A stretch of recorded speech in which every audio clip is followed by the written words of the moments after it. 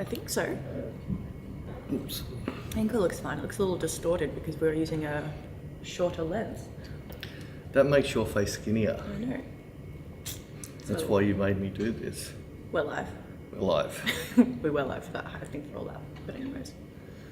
So everyone Hi, guys. heard me talk about your skinny face. Yes. They would have. I can see now. Yeah. I should put my glasses as well. So, what are we talking about? Don't know. What are we going to talk about? Your life. Someone said. Yeah, I know. People are saying face. hi to us. Oh. I don't know. We can. What was the latest? The latest. We didn't practice this very well. Hello from the USA. I was going to do a couple of the comments that we got for the last video, but I can't remember what they were. On the one that you posted last night? Or even the one before. Oh, the headshot one. Wasn't there an underlying? No. Huh? Ignore me. Beck rushed me. No, I didn't. I've been the one rushing. I'm stressing to get this all set With up. the new A1, yeah. I'll read it for 30 you. frames a second, yeah. So much. I haven't shot with the A1 a lot yet. What I have done with it, I've really liked. The one thing that I was annoyed at is Adobe brought out that new upsizing thing in RAW, which you can 4 times the size. So the Sony that thing you were talking about. S gets me a commercial size, but I think if I'd played with that a bit, I don't know if I would have gone the A1 for the cost. But so far, look, I love the shutter. Sounds so much nicer. I know that's just a nothing thing, but You it can does. hardly hear it though. Compared to the other shutter, had this weird thing that I didn't like. But the menu system seems nicer. It's just the nightmare of buying new gear is going through the manuals and resetting everything up. And because we use our cameras so many different ways, we're going to use the custom 1, 2, and 3. So when we're doing video, you can just go one program that that'll make but my that's life easier. I'm still reading about that, and you know how We much haven't had I enjoy reading. That's why I read the questions for you. And Yeah, Becca's drinking. She's got a new. It's Guinness. It's a really short Guinness. it's a coffee because someone actually had a go at me in a comment the other day about Oh, me so is drinking. that why we're not drinking? I mean, I'm happy to, but someone had a go at me. Basically told me I have They a were just drinking problem. jealous. I was like, wow, thanks for that. That's nice.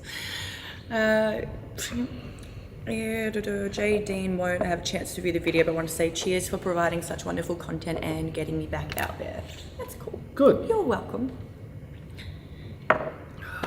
And we're just talking about coffee, so Yeah, now we are, yes. Peter, do you think belly button piercings are distracting on a shoot? A little bit, but if I'm shooting somebody and they have one, and it doesn't bother the client, it's fine by me. It's hard. So I find them a bit dated, but then again, it's just another piercing of jewelry. So pierced ears is more dated than belly buttons, but I don't know. And if they're just a stud or something small, it doesn't worry me. But I did do another shoot the other day, and that was a couple of years ago, but I had to redo another picture from that shoot for the client, and all I could see was the belly button ring sticking out sideways on a side shot. I know the shot you So that I found that very distracting. Yes. What's your thoughts on My it? thoughts? Do you find it distracting, or does it Not depend what they really. got in there? I think it depends really. But even like me, I hardly notice mine because mine's just a little bar. And I've also had it for 12 years, so I've just kind of... No, you haven't. You keep losing it. Whenever we travel, you have to buy new ones. You've had it pierced. You haven't had your bar for 12 years. No, but I've had it pierced for 12 years. So I guess for me, I kind of I don't see it anymore. Does that make sense? I don't know. Yeah, no, it makes sense. I think it's everyone to their own. It's like some people hate tattoos and some people like them, some face piercings. Some of the comments we get on, if you shoot someone heavily tattooed, some of the comments we get from people. Yeah, pretty full on. They are. Who would put a bumper sticker on a Mercedes? I think it's personal preference. Yeah, I think everyone's free to express themselves the way they want to express them. Yeah. And they're not trying to be friends with everybody. it's their look. Yeah. Yes. Christian says, thank you for the tutorials, but what kind of paying projects have you been doing lately? Paying projects, yeah, great. We've been shooting bike racks. Yes. We've got to Product photography. We've got a box full of clothes that you're going to have to wear. E-commerce. Yeah, really crappy, shitty crap. But we've got a really good one. We're doing a music video soon, and that's going to also be filmed for TV. So they'll be filming us. Filming that. So that's one really exciting thing we're looking forward to. Yes. In Melbourne, Australia at the moment, it's pretty friggin' dead. And there's not much going on. there's not much here at the best of times, but it couldn't be more dead. Thanks, COVID. Thanks, COVID. We have our normal types of shoots that come through, which are things like models paying for refreshing of folios and that sort of stuff. That And we sometimes still people get. who aren't models but just want to have nice photos of Still, themselves. yeah, bookers. But besides that, it's us creating content to sell. So we've started to do more and more shoots based on shooting something and then selling it to the client or via magazines and so forth. Yeah. But yeah. So we've been working on lately. What you reading? I'm just reading people saying hi and when saying waiting until 3 a.m. and then I'm drinking coffee. Weirdest fashion trend for 2021. I don't know. I haven't seen any trends. I haven't seen anything that I didn't like. Like I've liked all the latest collections. I've actually really liked the direction they're going. I haven't seen anything going, oh yuck. There was a trend a few years ago that I'm glad died, and it was, I think the Kardashians were responsible for it. People were wearing the bike, the long bike shorts. Yeah. I'm so glad that trend went away. That's horrible. We haven't seen too much for 2021 yet. No, I've seen like the edge of 2021. So Dior's and Alexander McQueen's and a few of those. I actually liked their campaigns, and they'd gone back a little bit classic. McQueen's was a little bit like old Chanel. It was really nice gowns. That pink dress. Yeah. So no, I actually, the fashion I've been sort of watching around the world, I'm talking about the higher end brands. I've been seeing really stuff I really like. It feels like they've gone back into the sort of 50s, 60s era of that sort of, the cut, I don't know how to explain it, but the stuff in retail stores is disgusting. I'm finding the very poor quality of the making of it means they never hang well, the materials never hang well, it just looks like crap. Yes. How's some of that stuff that I tried on the other Yeah, day? no, just The cut was so revolting. bad. Well, and the finishing, and they made it so puffed where it came. So to weird. Weird. Yuck. Jerry would like to know who's the model in your famous ripped jeans shot, the lady with the hair. I think this is Tahan. That might be Tahan. Might be Tahan. If you're talking about the one on the floor and she's got Sitting long there. wavy hair and she's kind of sitting cross-legged, that's It's Tahan. Tahan. She's sort of an influenza. She won't mind me saying. She's doing that. She just had babies, so. Yes, just one baby. Just one baby. Plural. Plurals. Where are you going? Oh, I thought my water was over there. My water's here. Love the chemistry between you both and love the videos, and Peter, you're an inspiration. Thank you very much. Yeah, thanks. I'm trying to read. Peter, now that you have a new subscription to Capture One, will you continue to investigate the settings to get your look? Yeah, it's really hard. I've been trying and trying. That's kind of why he got the new subscription, but it's... I'm getting, which is really good, I'm getting people recommending I try this, try that.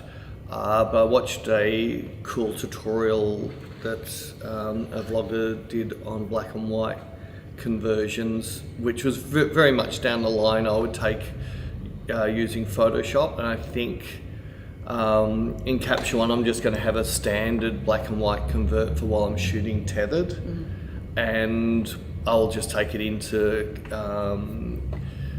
to Photoshop. Like I'm going to make it a little bit S-logged, if that's the right word, so I'm going to make sure I've got full detail in the blacks and the whites, so it's going to look a bit milky and decontrasted.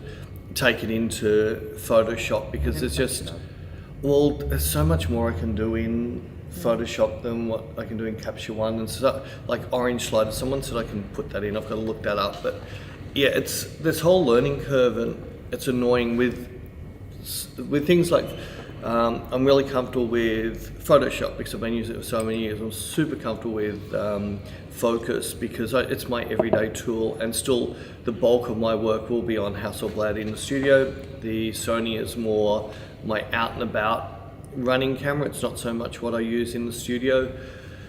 And when I'm out and about, I don't tend to tether anyway, so it's not going to be tethered a lot. But I do need to try and find workarounds for everybody else in the world that doesn't have a Hasselblad and wants to tether. So we will be doing a fair bit more, but they'll mostly be tethering on location and working that. But yeah, it's been a project for 2 years, and we just keep on going, this is too hard. Every time we try. This is too hard. I never forget the time we shot in Milan and you just got, this looks disgusting, I can't stand this. Even the other day when we were trying to play with it again, I was like, I don't like the way it looks. Well yeah, I've got to be able to get there.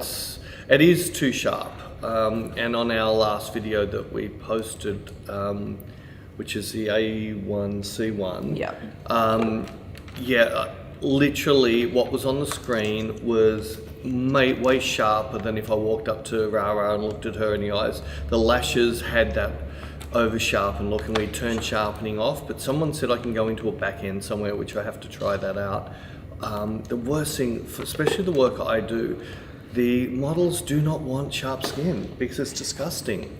And we're not going to do all that plastic work so they don't look like real anymore. They look like some computer generated thing. I want to see real skin. Yeah. Anyway, lots of questions. There's not too many. Christian would like to know what I've learnt from Peter that I didn't expect I would.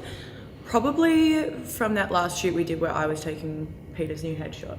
I did not expect to know. I didn't know how hard it was to take photos. So I wasn't expecting that. So yeah, that was.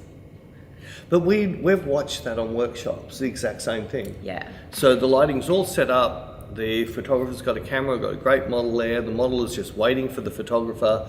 That's their turn. They come in to shoot, and they just freeze. And they want to talk, which is killing the whole vibe of the model. And now she doesn't look good because she's uncomfortable, because he's uncomfortable. It really works that way. It does. So I wasn't expecting to learn that. That was really fun for me to watch you struggle, because someone thought, you've been in here so much, but as soon as you had to try and... It was tricky. What do you think my brain does as soon as I get a hard model? But then what do I need to say to try and break this? After the shoot had finished, everything came into my head. I was like, oh, why didn't I talk about this? Why didn't I say that? And then I started to think, oh my gosh, this is probably how photographers feel at the end of a shoot when they get home and they're like, I've just wasted a whole day. And yeah, so I know how photographers feel now. But at the end of the day, if they're more confident, they're going to get a shot anyway. Yeah. As soon as they're umming and ahhing and getting uncomfortable, they're just killing the model.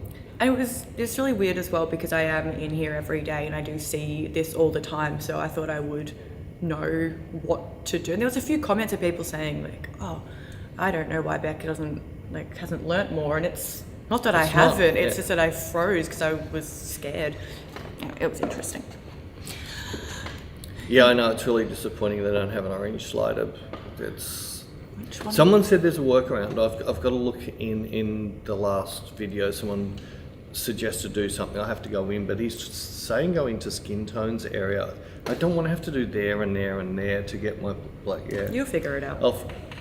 Chris Carl would like to know if he can buy a signed print from you, please. A signed print from me. Yes. We sell signed prints, or sell prints on our webpage. No, they're not on our webpage. Aren't they? No, you have to email us. I've got to email. That's because right, certain prints aren't for sale and yeah. stuff. So you can send us an email and I'll handle it for you. And apparently I'm your most intriguing model, hands down. Thank you. Intriguing. That's a novel one. I like it. When is Tisha getting back in front of the lens? And when she gets back from Germany, she's stuck in Germany. Poor thing. She's been there for over a year. They've had 20 flights cancel on them today. 20? Yeah. Jeez. Well, she was supposed to be flying in November back.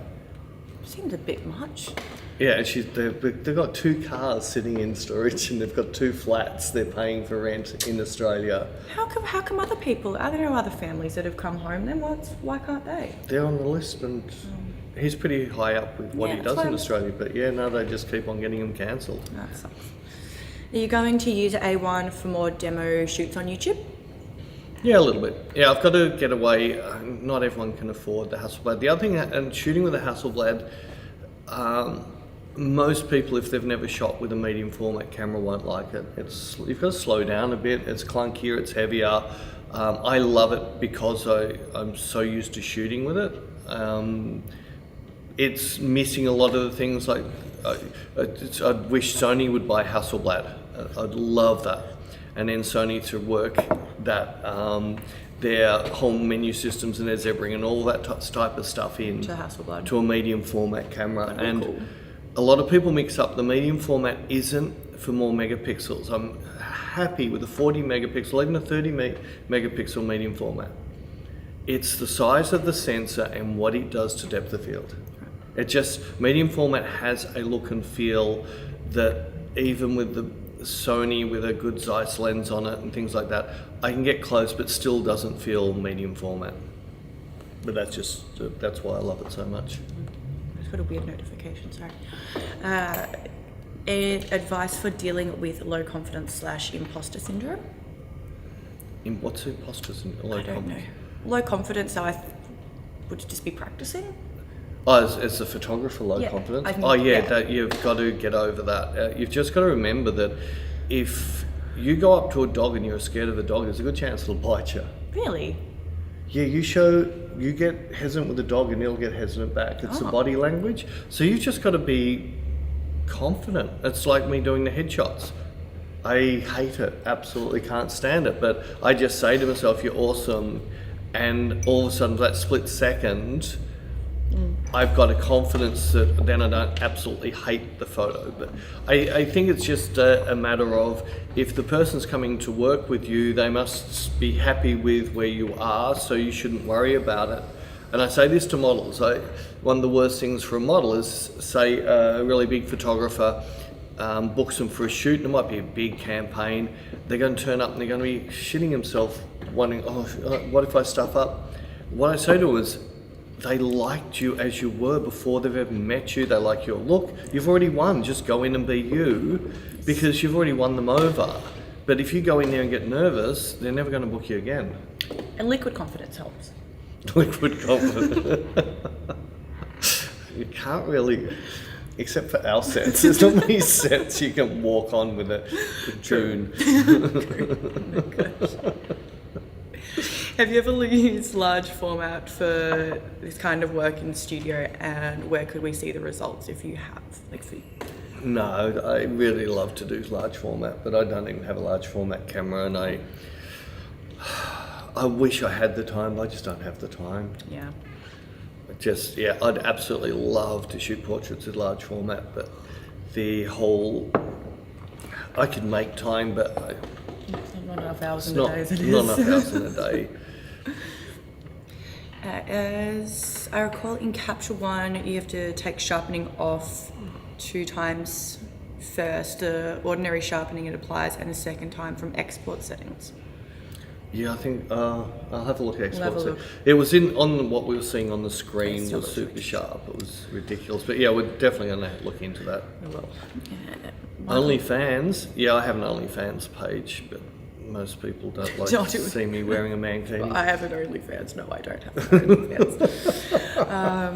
Michael would like to know any plans coming to the US yet this year or next year. We can't wait to get the second we can get out of If we Australia. could leave now, we would. We would, but Australia's borders are only open to New Zealand at the moment, and other than that, like, Australians can come home, but it's really hard to get home. We can't leave, and We've got 40,000 Australians stuck overseas who can't get home, and the government, you have to have a very good excuse to get a pass out of Australia, because they know that you're going to want to come back home infected. And we are a little bit lucky that the only COVID cases we have were in quarantine from people coming back from overseas. Yeah. Actually, in society, we have no COVID. but we still can't travel, so Yeah. it's frustrating, but hopefully things get better, and the second we can travel, we will be. So we just don't know when that's going to happen, if it's going to be at the end of this year or next year, but we'll just wait and see. It's definitely happening though. Christian would like to know, have you ever worked with a difficult / unprofessional model and had no choice but to struggle through the shoot? Yes. No, we never had that. Yeah. I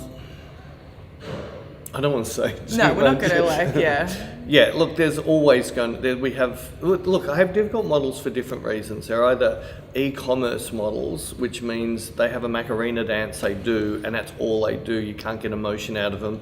But a jewelry company has booked them for this emotive headshot to go as a campaign or billboards, and this person is just completely dead in their eyes. And even models have been working for a long time. We had one recently where we did a little thing and put her out of her comfort zone away from e-commerce and failed really bad, really struggled. I wouldn't say. Oh, she couldn't do it. She wanted to do a certain type of look and actually felt, I'm not used to this and I can't do this. If she was doing it more often, she'd be fine. But for what we were doing, she really struggled. And that frustrated her. She was going, I just want to do this look and I can't. Yeah. I'm so used to just doing my Macarena brain dead look. Yep. But yeah, at other times, models can put on an overconfident thing to hide their insecurities, and that can be really bad. And they're so much better saying, I'm really out of my depth here, can you help me, rather than, I know what I'm doing. So we've had one or two of those too. You might have seen it. Stop looking at me like that. Favourite lens and focal length and why?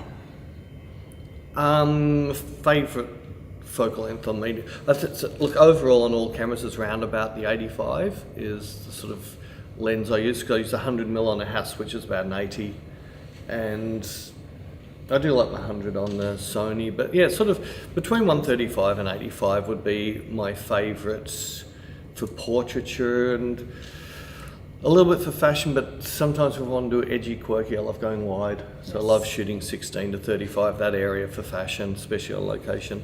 And it makes it a little long. Long, like your legs. Would you say that other than the Hasselblad, the A1 is your favourite camera? Have you tested the high ISO performance? Yeah, high ISO is every bit as good as the A7R3. You still can't beat the Sony S3, like the ISO, and that's just insane. But now that you have this ability in Photoshop, I can shoot a 12 megapixel and have a 48 megapixel at that high ISO range. But I don't shoot very often above about 3,000. I don't need to, so it hasn't really given me. I haven't needed that. It's looking a bit dark now. What did you do? Well, we were over clip-ins. Yeah. All right, that's right. Is it zebra rings? Yes. Oh, where? On the table. Oh, that's right. Tables and zebras. Yeah. So yeah, but I love the A7R3. I really like that, and was happy with that.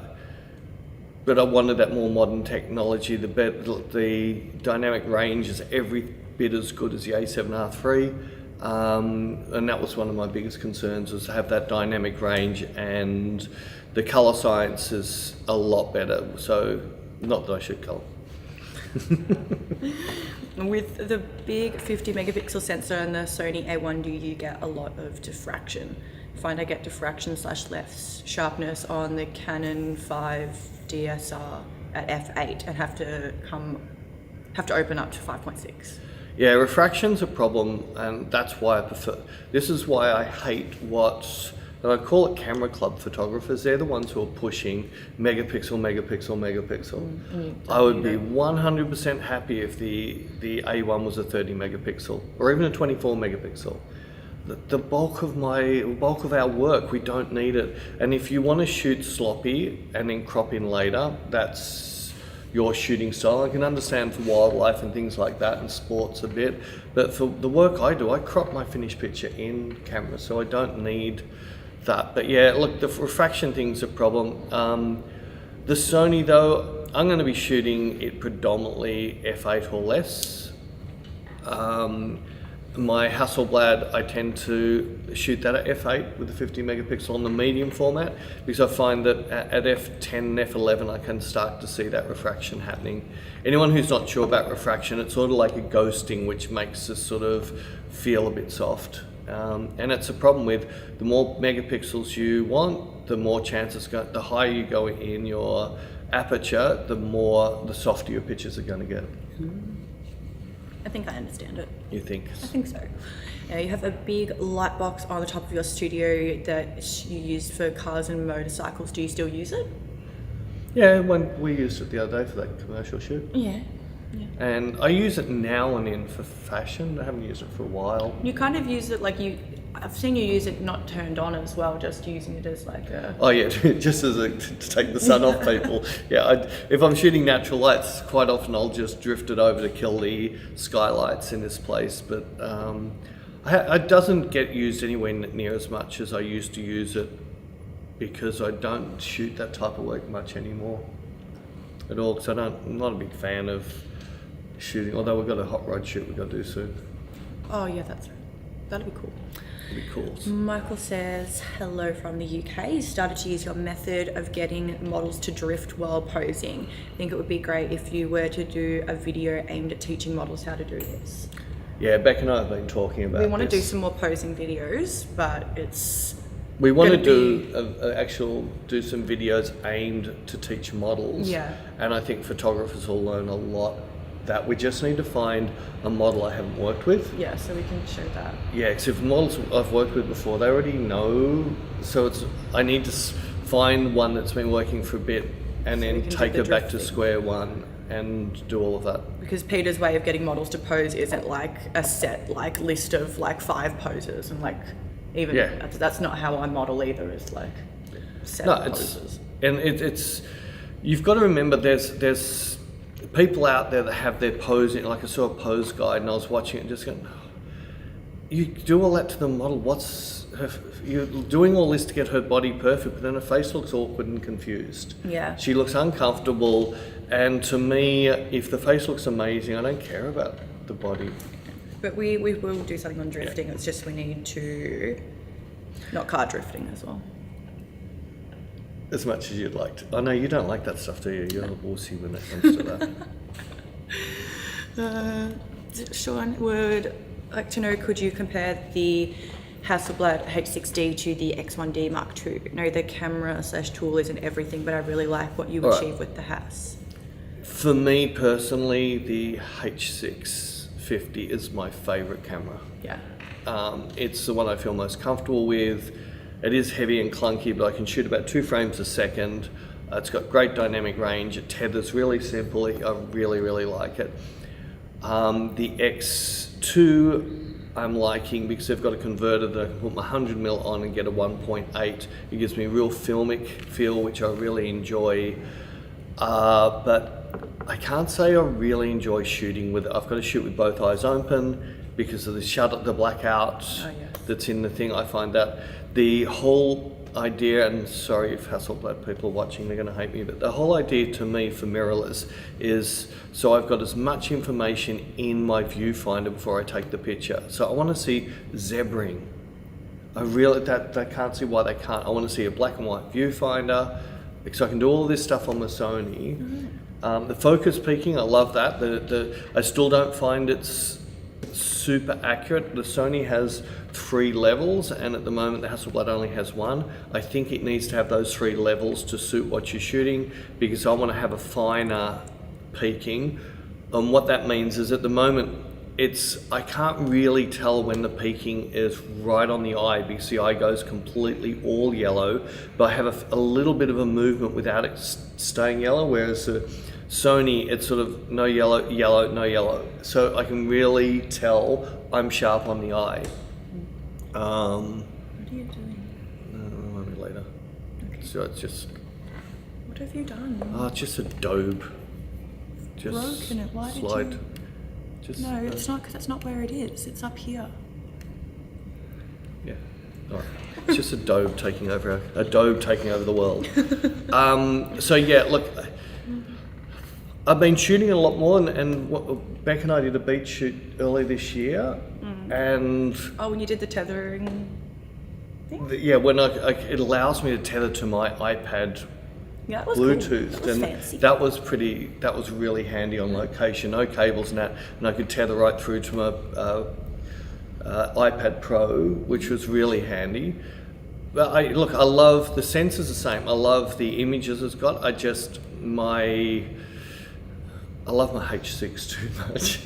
Do you really like that camera? Christian would like to know, Beck, are you aware of how you're a completely different persona / different confidence when you model?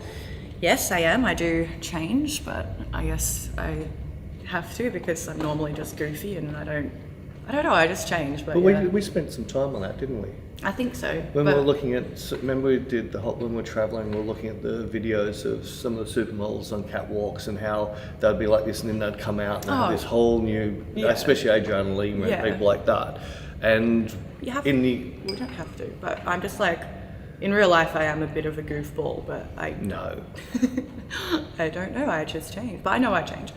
And do I really not like to model that much? I actually thoroughly enjoy modeling. She loves modeling. I do really like it. It's just, I stopped modeling for many years because I think I was just saying yes to like doing absolutely everything, whereas now I'm a lot more fussy. Well, you're doing shoots that you didn't want to do. That's what you were having makeup that you would never be seen dead in, and then let people photograph you and not get paid for it. So so I was just doing way too much. I love it now, and I've been doing a couple of shoots recently, but I'm a lot more particular with who I shoot with and my look and that stuff. But no, I actually do thoroughly enjoy it. What do I think of when I'm modeling to get in the zone? Depends on it depends on the feel. So if we're doing fashion, we're not really. It's not so emotive about. It's more getting that edgy tightness, that shape feel, and her face just follows. But then I've got a jewelry shoot coming up, which I know is going to have to be all soft and pretty and like emotive and elegant. So I'm going to have to get into. I don't know what I think of. I just pugs. There you go. Oh, I'm awesome. I'm awesome. No, that's mine. You'll end up looking like me. Jerry said his wife is still mad at Peter for teaching him the stretch on your toes, then putting her to work during this endless lockdown. Yeah, I've had a few complaints about people doing calf muscles. Yeah, it hurts. I love my A7 R3, skipped the R4 because I didn't like it as much, but now I'm wondering if I should go for the A1 or just wait it out for a while. I was like you, I never went to the R7 IV because I didn't need 62 megapixels and I didn't want that less ISO or more noise in the ISO and less dynamic range. All of my tests with the A1, I'm getting the full, I think I might be just scraping a fraction more, but I'm getting the full dynamic range that I was getting out of the R3. I still don't need the 50 megapixel and I didn't need the price tag of it, but it is really handy that we now have two cameras that we can use as video at the high quality we want to be doing at. We run a C as well, and C is still a great camera, but it's really nice just to have the S and the A, the new ones for the low light ISO, well not so, as much for the low light on the A, but when we're shooting the two cameras, they look identical, don't they? Whereas a C still feels a little bit different. Yeah. You made the comment, that's why I'm... That's right. It was the back of the screen, it looked different. Yeah, but also you've seen it when we edited the multi-cameras. The S still comes across the best. Oh yes, no, I did say that as well. Yes. I'm remembering what I said now. You're remembering what you said. Coulson would like to know, will we get to see the hot rod shot? Probably not. It's a private shoot. So so a lot of my commercial work, the private commercial work, it's just, that's not, I think it's rude. Yeah. I don't like showing off what somebody will have as their masterpiece in their garage and that. We can most likely do a tutorial on shooting a hot rod, but it's not really what I want. Like I used to do it heaps back in the day. I used to do all the calendars, everything, but I really don't enjoy it. Cars just sit there and go, in the car. Cool. Yeah, cool. They just don't do anything. They just sit there going on the car. Oh gosh. And reflections. Oh my God, cars and reflections. I That hate would be that. tricky. But you don't In do the that studio, outside's fine, but in the studio, the reflections kill me. They're shooting with a TR7 in a week and a half. I don't know what that is. TR7. Is that like a hot rod type thing? Maybe. Henry said, how are we? We are good. Thank you for asking. Started asking clients to pretend that we're shooting video based on something I've heard you say, and the results have been better. So thank you for that. Even if, well, look, a really, really good trick if you're struggling a little bit with a model, actually put it on video if your camera allows you to, and get the model to video for 5 minutes. And by the end of the 5 minutes, they'll get it. Then you can just go back to shooting stills. But if you don't have it, just say you're videoing. Just say you're videoing. The other thing I've done is put my camera onto or tell them I've put it onto silent shutter and turn the video on. Yeah, but sometimes you actually do just put it on silent shutter as well. I never shoot on silent shutter. But I just tell them. Oh, I thought you actually did do that. I did on once. Oh, okay. Yeah, that's right. Yeah, I did a little bit, but it's not. I found I had better results by telling them I was on silent shutter, then videoing them, and then getting them to watch the video back. Then they go, "Oh my God, help!" Martin says he's learned a lot about lighting from Inspire. Thank you for that. It's really amazing how easy it is for you to manipulate light and use simple stuff to block or reflect light. Keep on. Thanks. Simplest thing is the less lights, the less problems. If you're using one light and you bring a whiteboard in to fill in a shadow, you're not creating a second shadow. Whereas if you bring a second light in, you're now creating a second shadow, which is going to have you more work. So I try and fix as much as I can with one light before. A second light's normally only if I need to put something on the background or shoot the Beck and I did. She wanted this very harsh down light on her back to get back rib type look with her hunched over, but it got quite not pretty on the face, so I just put a little light in front of just light up her face a little bit, which made a big difference. But because the lights were coming from two completely different directions, we weren't casting shadows. Yes. So yeah, That was cool. Michael says he currently shoots with a Nikon and has just hit the 500,000 mark for actuators at the shutter clip. Thinking about diving into a mirrorless body, do you have any experience with the Nikon mirrorless bodies? no, sorry, none at all. What I did when I was first going to Sony, I just looked at lots and lots of reviews, and some of them you can't trust because they're biased one way or another, but just look at what they're saying they don't like about it. And if those things don't concern you, Then it should be fine. fine. Yeah, because the early Sony things, everyone was whinging about battery life. That doesn't worry me. The battery was like this big. I was shooting with a Canon that had a battery this big. I had to carry 2 of them for a day with the Canon, 1 in the thing and 2 in my pocket. I could carry 4 of the Sonys and would get me more than a day. So the battery life didn't worry me. The 1 card slot never bothered me because my Hasselblad used to only ever have 1 card slot. I don't So like it wasn't. the 2 card slots. Oh yes, short nails. That's why you can't get them that's in not and out. why. It's because I get scared of formatting one Oh, or yeah. I'm going to record. Well, I don't like to. I always, if I'm going to format, always take the other card out just in case. Scares me. Yeah. I don't even know what I'm going to. I don't know. Yeah. Henry would like to know, do you believe that the creation of fashion photography is saturated? What photographic possibilities do you perceive for the contemporary? Fashion is saturated with lots of bad fashion. That's really hard. And this isn't putting anybody down, but real fashion, what I call, you've got different. We've got commercial fashion, which is your e-commerce crap, and that's the stuff that you're going to get low-paid work for. But if you do it right, you can do it quick enough, you can make a very good living. It just means you're basically just a robot. When we're shooting more the campaign work and the more high-end haute couture, that type of fashion, and that's the type of stuff you see in magazines like Numero, ID, V, W, the higher-end Vogues like your Paris, Italy, bit of London, you know, Australia Vogue is like New Idea, so I don't look at things like that. Those have got a completely different feel to them. There's a really good site called models.com, and it's really good to see what's in vogue at the moment in photography in the fashion world, because it shows you the latest covers, the latest campaigns. You can research all the models, hair, makeup artists, everybody's on that.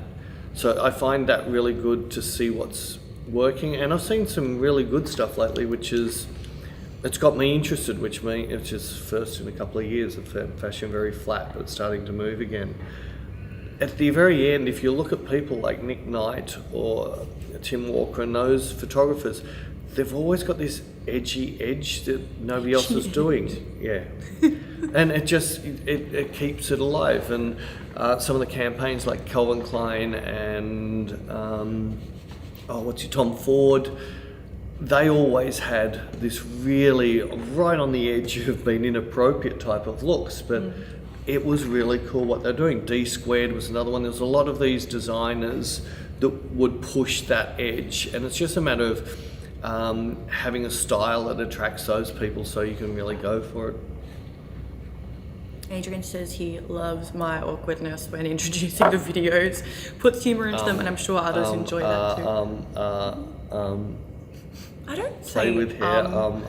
I'm playing with my hair at the moment because it's really fluffy. Fluffy. It's really fluffy. I don't know why it's so fluffy. I keep looking and I'm like, it's fluffy. Did you wash it this month? Yeah, I did actually. But yeah, I'm just a really awkward kind of person. No. I'm very awkward. Beck thinks better when she has a drink. Is it wine time yet? No, it's 11:15. You started earlier than that before. I shouldn't have a wine.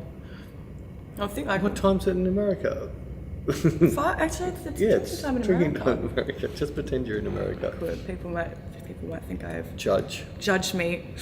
Peter, your images more often than not end up looking sexy or sultry. Is this just your style, or is it a subconscious look that you end up with? Do you think it's because you mostly shoot women? I never use the word sexy, do I? No, I don't try for sexy. I want women to be powerful and strong. I want them to look sexy for women, not for men. Yeah. So my photos I'm more trying to get the strength, confidence out of a woman that then comes across as attractive. But sexy not really a word that I use, is it? I don't know why I don't like that word. That's just a me thing. Yeah. I don't know. You don't like lots of words. But they do look sultry, but I think that's because, as you always say to your models, that you want them to look good for women. And it's about eyes too. Yeah. I'm always pushing a thought in your eyes, and it needs to be something, and I call it yin and yang. And that's what it'll be. The yin and yang is the piss off or I like you, but it's got both eyes in the same picture. So it's kind of your style. Yeah, it is. It's something I look for. Yeah. Do you still shoot the ripped distressed jeans, or has that mood passed? No, I've got two ripped distressed jeans. One's for a book I've been working on for ever. I think 8 years now, isn't it? Longer than that. It's like 12. 12 years. That's just a book I'm doing to raise money for cancer. They're actually my old band jeans. They're the Levi Detroit's. And the other distressed jeans, we always pull them out because, I have a series. So some photographers, if someone shot in this outfit, nobody else, I don't want to shoot in that outfit ever again. Yeah. Whereas on the opposite, I've got the shirt, the overalls, the jeans. I've got series that I do. Where people wearing the same thing, because I find it's really novel having that. Well, it's same as you on the streets of. Yeah. Just because we did it in Paris didn't mean we couldn't then do it in Disneyland or New York or LA. So it's that thing. So the jeans are still going. Just once a model's worn them, I don't normally put them a second time. So and because we are struggling to find models in Melbourne because we don't really have a fashion industry in here anymore, and we can't. Normally we'd be travelling, and I'd have 10 new models a week. Yeah. Yeah. Anyway, Hopefully soon. soon. I don't think I have a photo in the ripped jeans. Like the really ripped ones. No, I don't think you have either. Do you want one? Yeah. All right, we'll do it. Well, yeah, we'll do a YouTube of me shooting back in the ripped jeans. Do you find models are better with strobe or continuous light to get into that mood? Doesn't a strobe popping shake the model out of the mindset you're going for? I think with the video. Yeah, I do find more when you just have a shutter click compared to, especially if I've got the pack with 3 lights on, it's going beep, beep, beep, beep. Every time I click, so it's going dun, dun, dun, dun, dun. It's more when you're doing natural light, I think. Natural, I much prefer shooting natural light. Yeah. Because that does sort of take the camera and the photography out of it. But it doesn't take long. I just tend to shoot very quick for a bit and they get used to all of those sounds and then it just becomes background noise. Yeah. And it doesn't seem to affect them anymore. True. Robert would like to know, do you have any favourite photographers who are still alive? Yeah, there is. Two of my most favourite art, unfortunately. Even Helmut Newton's wife passed away the other day. Yeah, well, see, I still, not that I sort of use much of his work as a reference, but I still like Nick Knight. He's a very, very clever photographer, and he just lives outside the box. He doesn't care about rules one iota. He's doing a massive exhibition at the moment with these amazing flower pictures taken on iPhones, and they're incredible. I think we spoke about this in the last one. Yeah. It's still got people like Mario and all of those that are still going. I'm still finding it hard to get inspired. I'm not. Helmut Newton and Peter Lindbergh would easily inspire me all the time. Yeah. Gilly Spenceman's doing some really nice stuff, which surprised me that he's shooting for Maxim in the US. He's a high-end fashion photographer, but he's doing some beautiful work for that, and he's making what I'd normally call a men magazine-y type magazine feel a lot classier, and the women look so much better the way he's shooting them. So I've been really impressed with what he's been doing of late. It's really one thing that sort of I saw about 8, 9, 10 years ago. I was in one of the big colleges, and in the students' room was a list of photographers that students should look up to get inspired by. Sorry about the truck, everyone. I don't know if you guys can hear that. We'll go out and tell him off. And on that list it had all these famous photographers and their birth date next to it.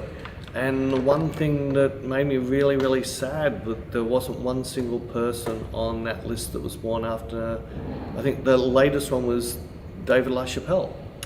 There's no other photographer on that list after David LaChapelle's birth date. And I was sort of like, so what's happened since the 70s? And I was looking at in the 2000s. So that annoyed me a lot. And I still bring it down to the way that education is with creativity. They just want to put everybody into a box. You can't be creative. You can't have a photo that has no detail in blacks. You'd be, shot. But yeah, I think the more left of centre you can get, or right of centre, the more away from centre you can get, the more chance that you're going to create a style that will be refreshing to people. And I just haven't seen much of that. We've got a couple of photographers in Australia that, like George Anthony, I really like what he's doing. There's a couple like that. He's still working in that commercial circle, but he's managed to still keep his look going. Yeah. What are you laughing about? Some of my comments. Jerry said when he wants to drink early, he says it's 12 noon somewhere. It's always after lunchtime everywhere. And Henry said he loves your work, and when the pandemic is over, he wants to send a small gift to both of us, and maybe one day will visit us. It's very nice, thank you. Jeff says, how do you choose when you're going to use your mirrorless instead of your medium format or vice versa? Look, medium format is 90% of the time in the studio. That's what I use because it's tethered. That tethering, that umbilical cord, which most people hate, I love because it gives me the feedback I need to get me inspired to push the model further. I can also get the model to look and see it, and they understand what we're after. I go, see that? Whatever you're thinking now, that's what I want. Well, it's very hard to do that on the back of a camera. Yeah, it's so small. It's so small. So I live off that. It's only ever if it's more commercial work where I'm trying to have two different looks, or the client is not sure what they want, so and I might be shooting both at the same time. So I'll just pick up one camera and then grab another camera to give them two different feels. So one might be natural light, the other one's flash. I'll have this set up for both. One might be shallow depth of field, the other one won't be. So yeah. The thing that scares me a bit, and I hope it not, is I don't know what Hasselblad's doing for the future. So I bought a second H6D 50 as a backup. As hopefully that's future-proofed me maybe for another 5 to 10 years if nothing happens. Otherwise, I'll just have to go with Sony or I don't know. There's just a different look, and we might have. I'm going to definitely do something just to show. There are two cameras, the medium format, the look I get out of that compared to what I can get out of the Sony. They're two different looks, even though if I work it hard enough in post, I can get them so most people can't tell, except if they look at the crop, they'll be able to tell because I don't crop my images, so they can see the different crop from the two different cameras. Yes. Yes. It's lovely seeing us live. Thank you. Hello. Welcome to our live stream. Have you ever felt like your stuff just wasn't good even when told otherwise, and how do you fight that? I often think my work is crap when it's not. Yeah, no, I agree. No, if I don't like it, I don't like it. And I have commercial shoots where I really don't like everything going on. The client's going berserk. This is amazing. This is the best we've ever seen. I'm going, no, this is just crap. This is horrible. No, he's talking about the other way around. Oh, that you think it's good and everyone else says it's crap. No, he's saying he thinks it's crap, but everyone else is telling me it's good. Isn't it? He thinks it's bad and everyone... Oh, yeah. Okay, Isn't that what I'm saying? I don't know. I'm confused. So shotguns, how many bullets are these in? Yeah, so, and look, it's something that's, I think the best thing I ever did was have a inspiration folder full of pictures. You can do it on Pinterest, anything you like, just all pictures you love, and start dropping your own work in there. And if it stands out, it means you're not there yet. But your inspiration folder should be training your eyes, and then by you not being happy, you should be working harder, or you should be looking, what are these pictures got in that I'm not getting? What am I missing? I find that half of the problem I had was more the subject, not my photography. And it was, I needed to either work better with my subjects to get that look out of them, or find better subjects. Yes. Robert and Jerry are both excited for the Rip Jeans shoot with me. Thanks guys for the suggestion. We'll try and get that filmed soon. Hopefully I can do better camera angles this time. Oh, yes. It's really hard when we film, if we try and film just us two, because I can't be on the gimbal, so... And Bex, without giving her a big head, she's so good with the gimbal work now. A lot of the time, I just use the gimbal, and the other camera's like a B-roll. If she fell over or does something doesn't work, I can just cut to that. But when we're just shooting together, it's just the two of us. But we've got this new tracking system for the gimbal. Yeah, we'll give that a go. So with the new the Rona, the freaking DJI, the new one, then we can set up some tracking. So we've got 3. So we might put the gimbals on tracking on us and have see how one. That goes. Yeah. Because I know the last one it went really. Maybe this one will be better. Yeah, this is different because the last one, the camera, what this does, it sends a picture to the iPhone from the actual camera. So when you go track this, it's the camera tracking, it's not the iPhone's just telling it. Yeah. Anyway. Yeah, Andre would like to know, do you still take fishing pictures? Nope. When was the last time you took a fishing picture? How many moons ago? A long time ago. I've taken some pictures for fishing magazines, but they were just some commercial crap. Fishing stuff that I had to do for AFM. But yeah, no, a long time. I haven't been fishing for 15, 20 years. My son-in-law hates me because He he's started taken up fishing. fly fishing, and I taught him how to cast in like an hour and a half, and Gosh. now he wants me to teach him how to tie flies and then go out and catch fish. But he's doing good. You could go bonding with him. Bonding. Bonding. I'd rather bond in racing cars. Where was I up to? Robert says, what steps should I take to get out of being a hobbyist and getting my first commercial client? I feel like I'm stuck hitting a ceiling.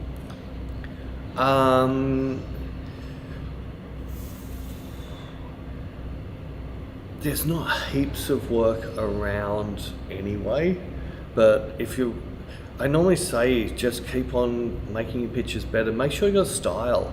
If you've got an Insta or a Facebook, one of them, if you look at the thing and your pictures are all over the place, you're not going to attract anyone. So, if you look at a wedding photographer, they have wedding pictures. They don't have pictures of fishing or... It's like just It's just wedding, that. yeah. So, if you want to become a photographer in a certain genre, that's what your page should be, because we get a lot of work just off. In fact, we get a lot of work just off Insta and Facebook, Yeah. because people see my images and then want that look.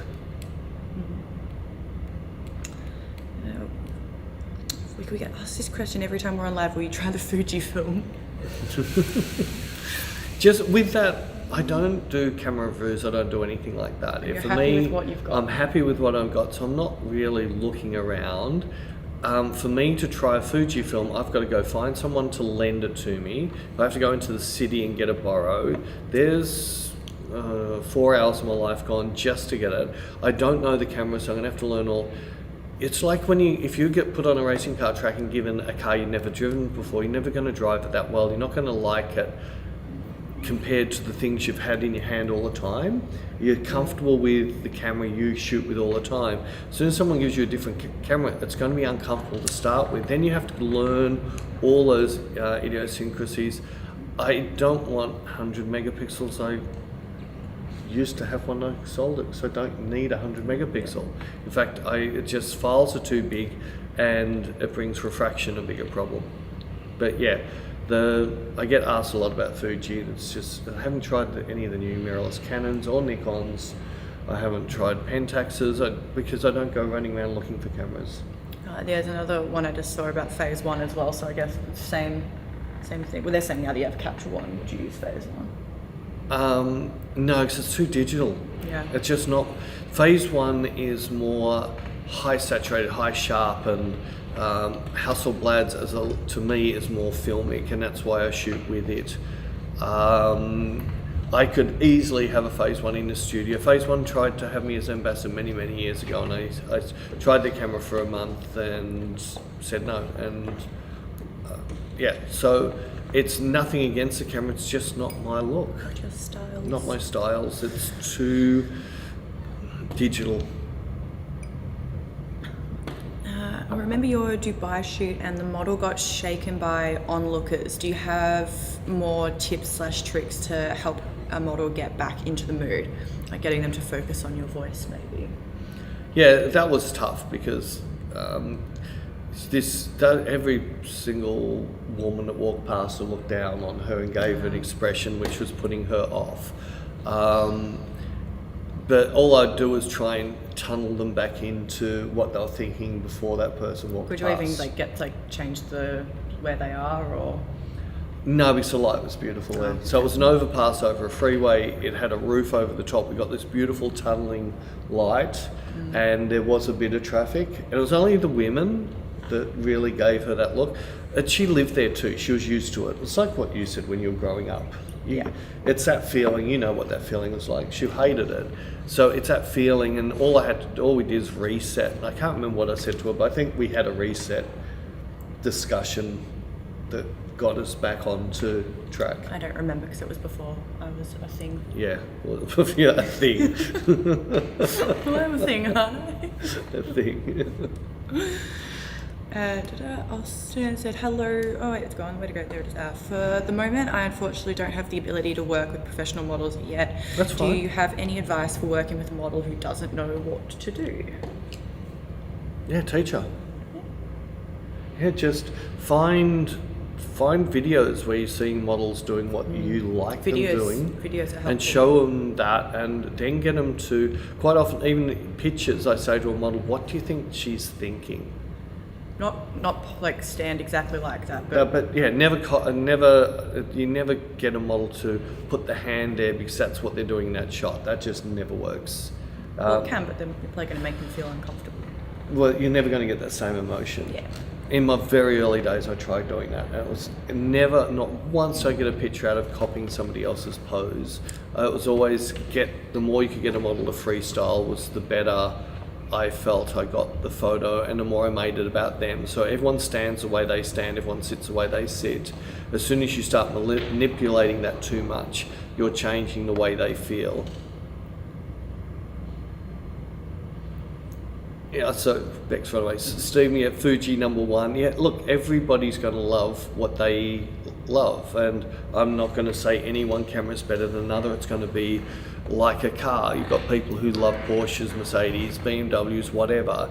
It's their tool of choice, and you can't tell someone who doesn't like red meat to like red meat. You can't tell someone who doesn't like lamb to like lamb.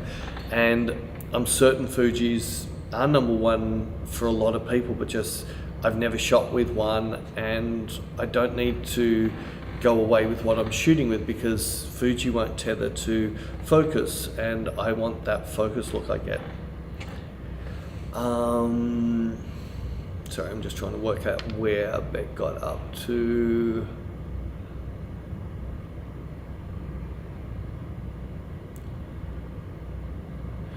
Skylights. Skylights are no problem at all when I'm using flash. My skylights are only, and they're not a problem for me when I'm shooting natural light, because I can always put covers over and put my scrims over and things like that. But it gives me great, at certain times of the day I get really cool hair lights. So the way this building's facing is that's to the west that way, so we've got the sun coming up and over. So in the morning we'll have some sun coming through the skylights at the back, and the front will have this muted light, so we get this high contrast hair light and then this soft front light. Whereas in the afternoon the sun's way over there, then we're getting in strong lighting through the front. The last thing I'd do would be cover up my skylights. I use them so often for natural light stuff. I could make some curtains to run across them, but I don't. A lot of our shoots are sort of within a 3 meter area, so I can very easily just drop a scrim from above and fix that 3 meter area.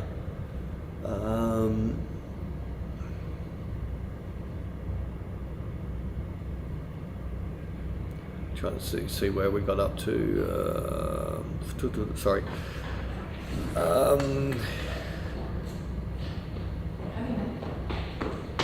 Yeah, you left me, and I don't know where you got up to. I'm sorry, I'm just here. Do you have problems with your skylight? No, I answered that. Hello, Peter and Beck. Hello. Editorial shoot, can you explain who decides to shoot what in it and who pays for what, how it works if someone wanted to do one? Thanks.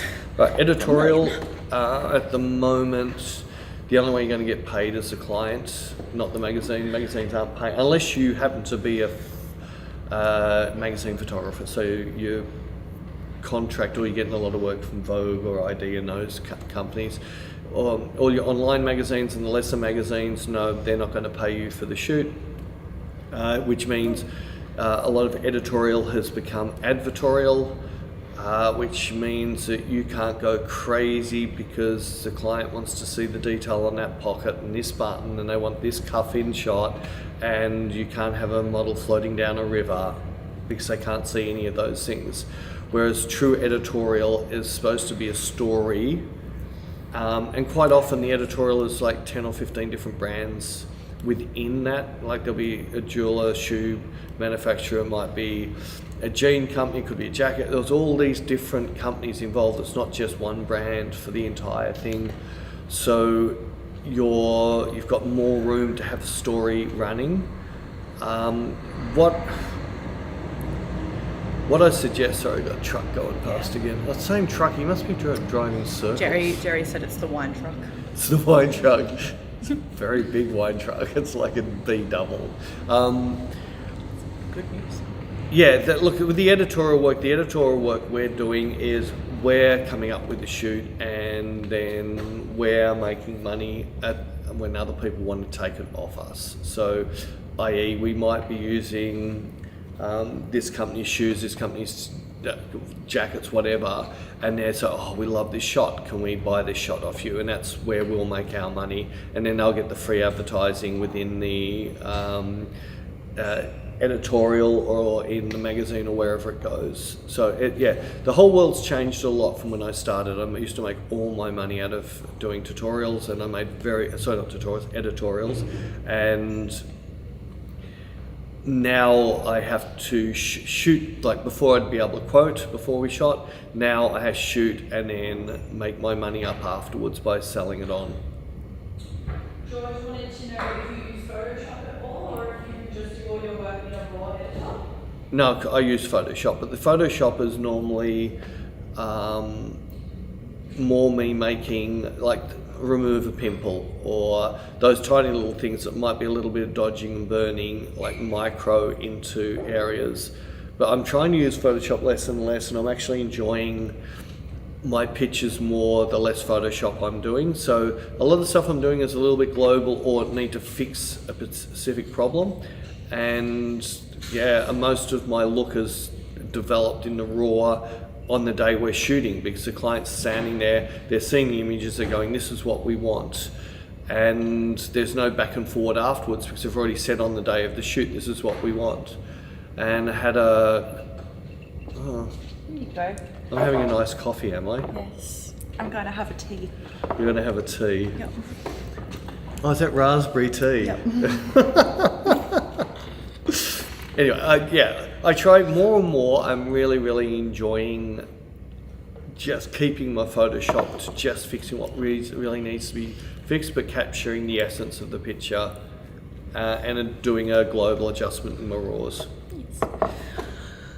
Then, do you ever make your own prints?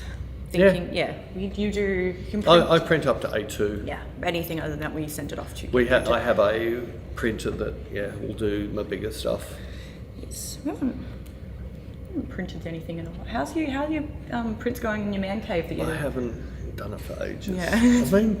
That's the downside of COVID. I've never been so busy in my life. Why was since COVID finished?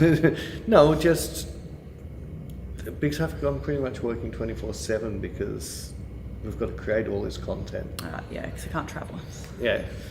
Stuck here. That's all right. We will get out soon, I hope. See, travelling, we could go a month without a commercial shoot, but I've got all this other content happening automatically, but anyway. Sorry, I'm just trying to catch up to where I was. Stephen was messing, saying that Fujifilm's #1. He said he was just joking. Yeah, I made that, yeah. Sorry, I didn't know where you were up to. No, I just saw that come up, so I jumped. Oh, okay, right. Jeff says, will you be doing more night shoots? I stumbled across your Paris shoot with Erica recently and loved the results. Yeah, look, it's something I learned back in the days when I used to shoot for venues, and I was a VIP shooter for a venue in Melbourne for quite a few years, and my job was, when the VIPs came and I get into the green room and places like that, to get awesome pictures of the VIPs in the venue without setting it up. So it might be, I just know certain areas to shoot, and I got really, really good at working with night shooting just with an on-camera flash and knowing how to balance it so it didn't feel like on-camera flash. And now with the new constant lights, like the Paragos, my job's so much easier with that. And yeah, we should do another tutorial. The only problem is we need Now to find cool designers. And it's also just about to head into winter in Melbourne, so it's It gets a bit cold. And yeah, we've got, I don't know, there should be on YouTube, there should be one if you go in photo shoots. We've got one of Rara, haven't we? no. Put to music? I'm pretty certain we do. I thought we did. Anyway, I don't know. I'm certain on if you go into our YouTube channel and if you just click videos so you can see everything, go back a bit, there's one of Rara and there's definitely one of Tisha on the streets of Melbourne. Oh, yeah. Which was shot a long time ago, but that was a commercial shoot and that'll actually give you an idea of, that was a big commercial shoot we did for Kiss Kill. Yeah. Jerry would like to know, so how many years have you been a professional photographer and how many years did it take you to get there? Still not very professional. You are. Well, it takes you, like I went to school at 17 to learn photography, even though I only lasted a month till They they got kicked me you out. And then went back to sound. But I was shooting bands when I was 17, 16, and I sold some of that work. Yeah. The Status Quo used some of my pictures. Ooh, really cool. Flameless. But it was through my business because I was always a keen photographer as a hobby photographer, and in my fishing company I'd always have a camera with me, so I'd be taking shots whenever I was out fishing, and then we'd use them for the ads for our company, and then a magazine that we used to advertise, next minute they had me shooting for them. So that was 25 years ago or something. Yeah. And then I made the transition from shooting fish to fashion. Fish to fashion. Andre says, what is the best way to find models to photograph when starting out? I feel like that creepy guy asking women to model for me. It's hard. Yeah. There's even having Beck as an assistant, if we're in a supermarket or a shopping mall or something, I said, oh, she could make a good model. You'd feel creepy walking up to her, wouldn't you? Me being a model, if someone did that to me, I'd be like... Creepy, yeah. It's just, and there's so many scammers out there that are running dodgy agencies and every girl's a model, and yeah, it's hard. I think it's just an Instagram message is... Yeah, but if you're seeing someone in the street... He didn't specify. Oh. If you see someone on Instagram, yeah, you can ask, send them a but DM. make it really honest. Just say, hey, I'm a start-out photographer. I'm trying to build my folio. I really like your look. Would you shoot? Would you like to do a shoot? You can have saying what the type of clothes that you wear. You can bring a chaperone with you. This will be very safe. And yeah, start off with making it so it could be a fun experience. Just say to them that they'll get 4 retouched images of their choice. Yeah. And you've got to say of their choice, because a lot of times photographers don't pick the pictures the models want, don't they? Pardon? Photographers don't edit the photos that you liked, they edit the photos you didn't like. You never had that? I've had that before, but recently the last few shoots I've done... Yeah, but recently it's different, but I you've have also before. changed your eyes to what? Yeah. Your eyes are different to when I first met you. Yeah. You wanted a certain look that everyone else didn't like. I have that had look. photos. Yeah. I have had photos. I know, and it's always been like I've done the shoot and I've really liked what I've seen on the back of the camera, and then I get the photos back and I'm like, oh, but there's so many better ones than that. Yeah, so I know what you mean.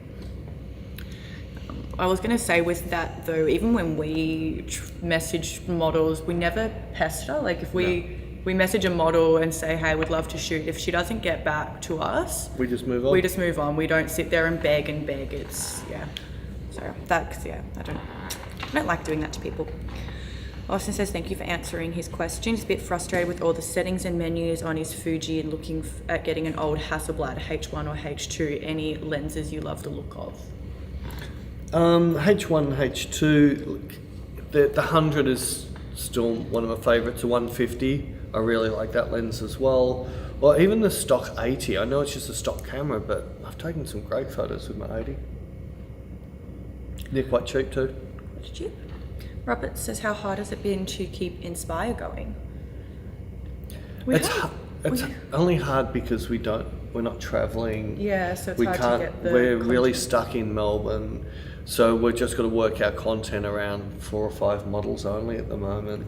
We were lucky during COVID that we had We a have- heap of like backup footage that hadn't been edited yet, that would like just been filmed from when we were traveling, that we could go back and Yeah, and some of the things, it was a lot of work to edit, and it'd been put off because the amount of work, but Was then gonna all of a be. sudden we had time to do it. 4 days to edit up one video for 15 minutes. Yeah, all right. Other than that, it's, yeah, we really want to travel so we can give you different content that isn't just in the studio. We can show you like traveling stuff. We've got some cool stuff set up. So Stacey's, we're going to go down to Oh, yeah, a the photographer, home photographer. Her studio's in a garage. We're going to go down and do a shoot there. We're going to show her different ways she can use the lighting within her garage. Which We're I think gonna- would be really helpful for people who have like a Yeah. similar setup. And we're going to do the Airbnb shoot. We're going to do something using torches and frying that's right. pans, and Frying pans? What are we doing with frying you'll pans? see. Are we Anyway, cooking again? no, photography of frying pans Okay. and cutting boards. Chelsea had finally made it in time for a live stream.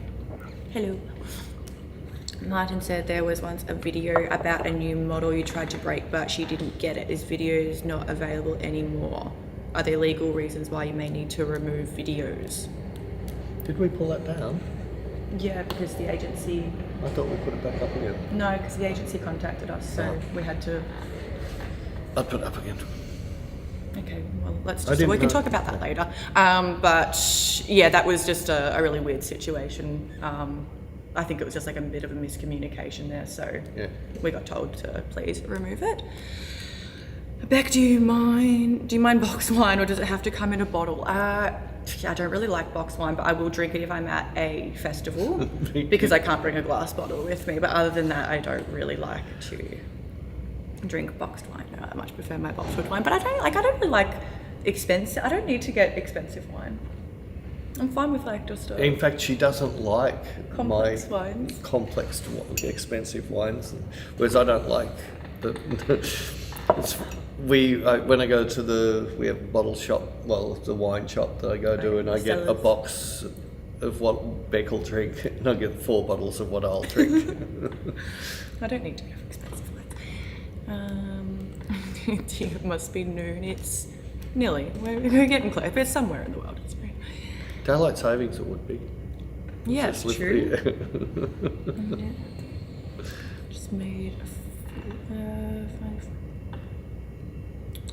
So found your photography after a couple months of looking and learning Lindbergh's. That Pirelli shoot was inspirational. Would you do a Pirelli shoot in the future?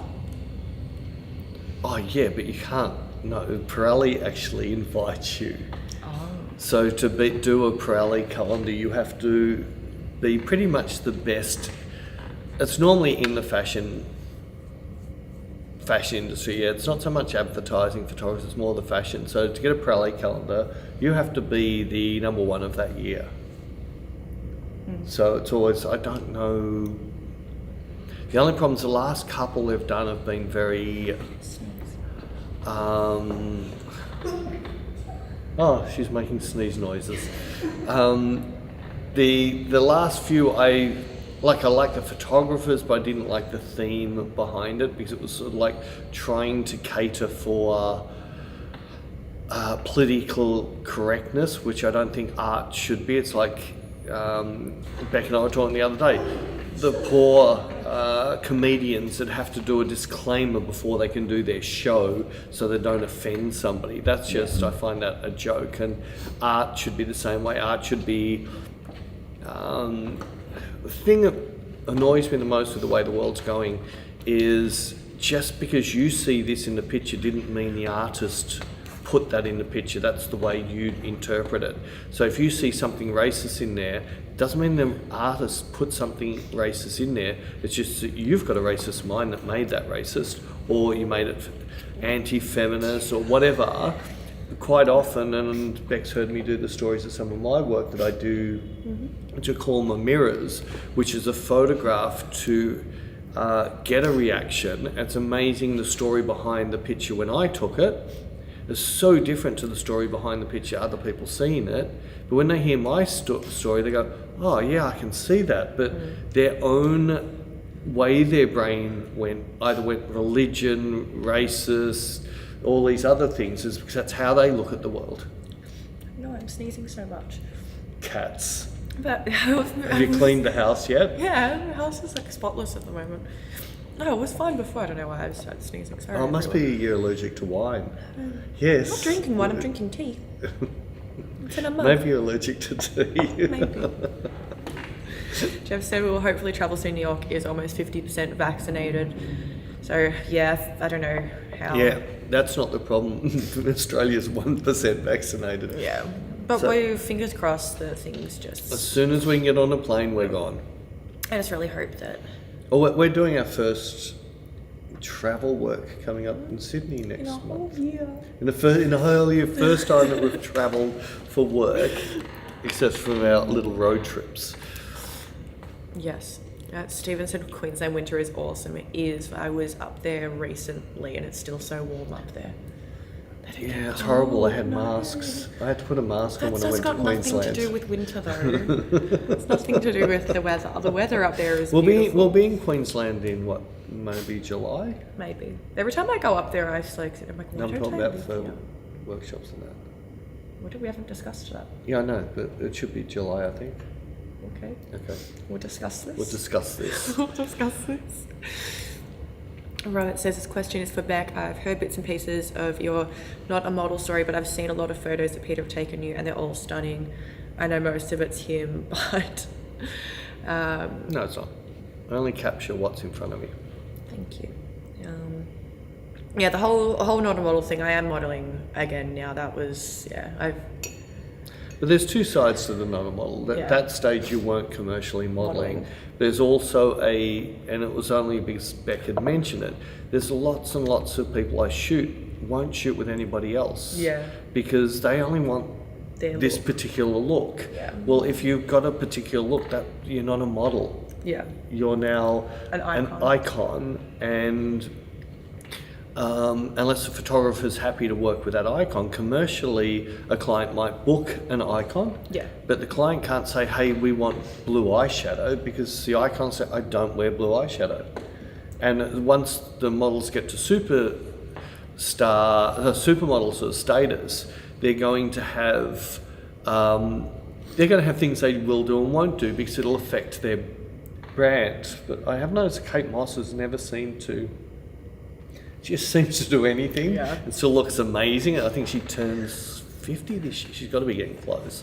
She's still getting Vogue covers. She's Incredible. amazing. Will you tell a bit more about your story of how I became Peter's muse/assistant? Yes, so I used to shoot with Peter when I was 17, was when we first met, 17, 18. And then I stopped modeling about 21. We kind of lost contact, but I still had him on Facebook. I'm so sorry, my nose is so runny. His nose is so runny. It's itchy. It's itchy. It's itchy. It must have been what you just snorted. No, I didn't do anything like that. It's just itchy. And so he posted, I wanted to become a PA. I decided that's what I wanted to do with my life. And then just really creepy timing, Peter put on Facebook that he was looking for a new assistant, and I applied and got the job.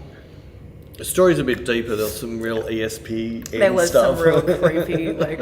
I'd mentioned to my assistant, I just want someone like this model I used to shoot called Beck. And then I replied. That day she replied.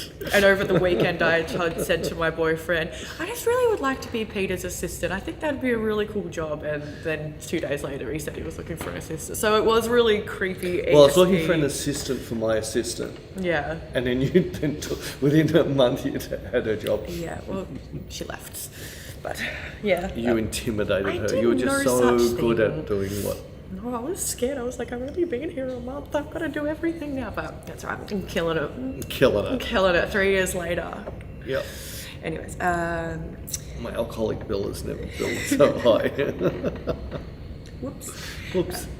Yes, I completely agree. If you are opposed to the model bringing a chaperone, you are the creepy guy. Yes, if a model says, can I please bring someone, never say no.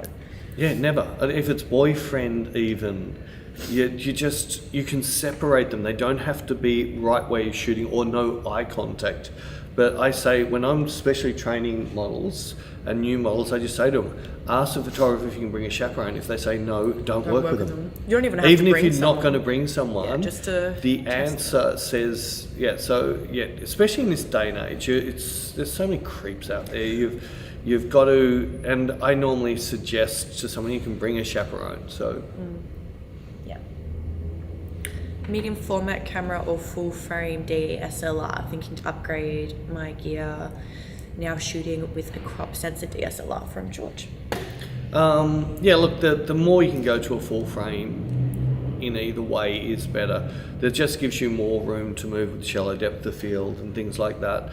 But the medium format, seriously, it took me, I bought my Hasselblad, it was really, my wife could have killed me, but I was shooting Canon, the top of the range Canon at the time. I decided I needed to be different. I couldn't just sit on what everyone else was shooting. I needed a point of difference, and I decided I loved that medium format look and spent $52,000 and then rang up my wife telling her, I just spent $52,000, goodbye. And when she got home that night, there was a camera sitting in the bed between us. I just said, I want you to get the priorities right. But it took me 2 or 3 months to even use it commercially.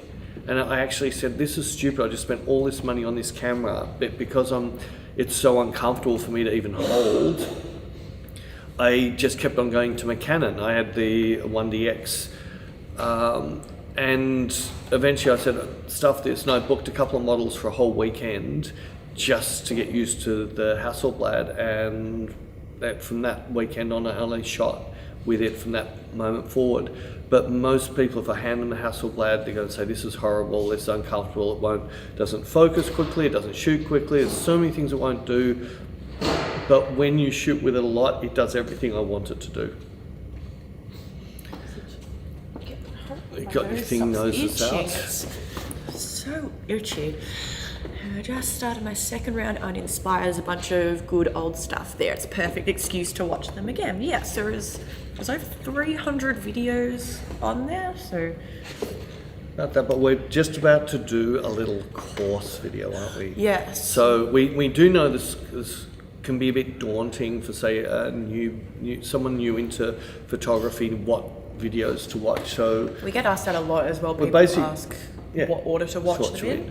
So we run a 5-day workshop, so we're going to do a series of videos that will just be put into like a course, which is the basis behind the way I think about photography, everything from studio to natural to the photoshopping.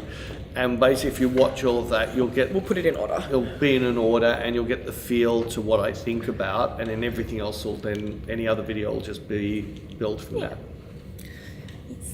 Thanks for your live streams, and it's been fun to watch it. Hang you guys while being stuck in lockdown number 3. We kind of been trying to do that for the past year, is just provide enough online content, because we know how much it sucks for everyone around the world who can't get out and shoot. So thank you for watching, and you're very welcome.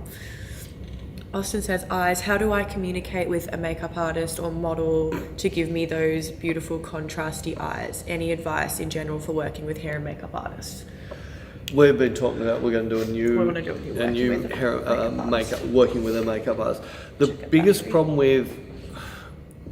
with anybody else you have to work with, so when it comes to let's do a collaboration, it never works because the other people always want to be the number one. So you get a makeup artist in, they just want to show off their makeup. Yeah. Well, I just want to see the model, I don't want to see makeup.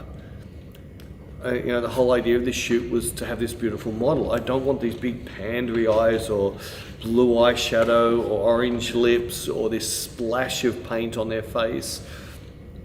So it's really hard to find, well, Beck knows a lot of our shoots we don't have makeup artists. Yeah, I don't really like working with makeup artists. And the few that we sort of really like and work with do the makeup to enhance what the model has. So as soon as someone goes, oh, good makeup, you know that makeup artist has failed because you shouldn't see the makeup. Yeah, I still don't agree with that. Oh, don't you? I don't. Yeah, well, if you go, oh, that's nice eyeshadow. Sorry, you shouldn't see the eyeshadow. You've now changed what that person looked like. Yeah, but you want that. But I'm talking about for photography.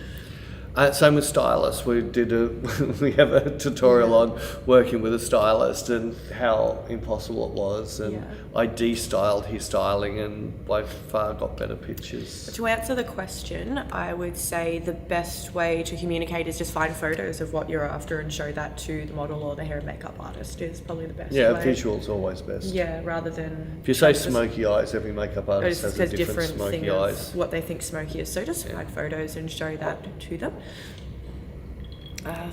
Dennis would like to know thoughts on editing on your iPad rather than a computer. Haven't tried yet, but I don't think I want to. But I might. I feel like it would be hard because... I'll look at the pen. Yeah, but wouldn't that still cover what you're... Yeah, it'll be a little bit like the Wacom tablets that are on there. I had one for like a week and couldn't use it because as soon as you brought the pen tip down, you couldn't see what you were trying to fix. Yeah, that's what I was thinking. It would be tricky to do that. Even when I edit on my phone, I find it tricky. Oh, but your nails get in the way. No, because your nails take up half the screen. No, because I can't see what I'm like Yeah, doing. it's your nails. No, because my finger's on it. Yes, Kate Moss is a rare breed and she is amazing. Oh my god, my nose is... this is horrible.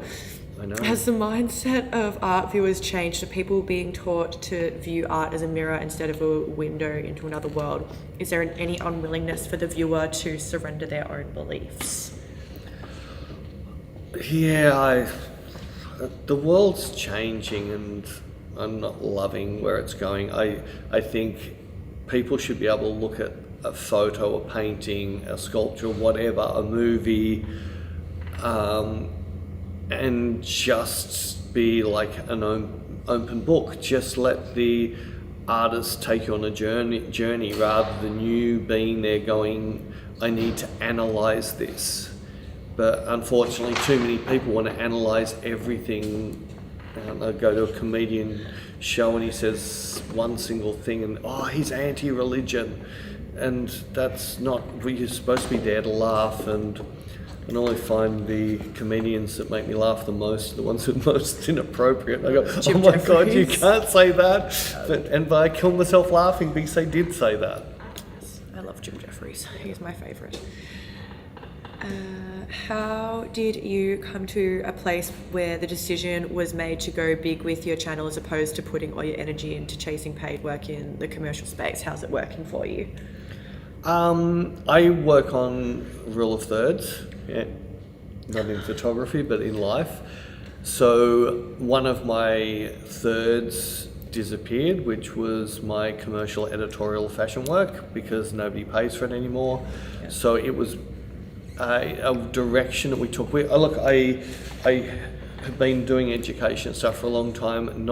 I never aimed it that way. It just came. I had Hasselblad in Australia having me do road shows and demonstrations of their stuff, and more people said, 1 hour of you on stage wasn't enough, I need to learn more, and we started doing some workshops. And then we had lots of people saying, come to Mexico, and we can't go to every city in the world, because otherwise we'd never be home.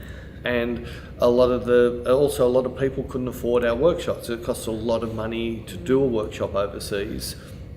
So we decided, by having something like Inspire, which at 25 or 30, depending on what country you're in, a month, people could afford it, even if they went on for 1 month, watched it, and then went off for 5 months and came back to catch up. Yeah. They could afford it in whatever country they were in, whereas our workshop was always out of their reach. Yeah. And we didn't want that. It's not like F1 racing or car racing that only the rich people get to get the drive. So I wanted it to be more like, some of the best musicians and photographers in the world can come from the ghettos or really down places. They actually got more life experience, so they should be able to take better pictures, have more feeling and emotion into their stuff. And then we decided to do a few teasers for Inspire for YouTube, and they just kind of blew up. So we thought we'll keep this going. And then we got, and COVID, we started to do some Yeah, live that's right. streaming because people were saying that they were locked down and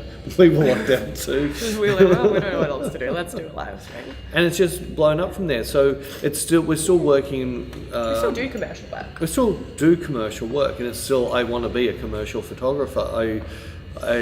But really, if I had my choice, and that's what we're working on more and more, I still want to shoot what I want to shoot. And if we can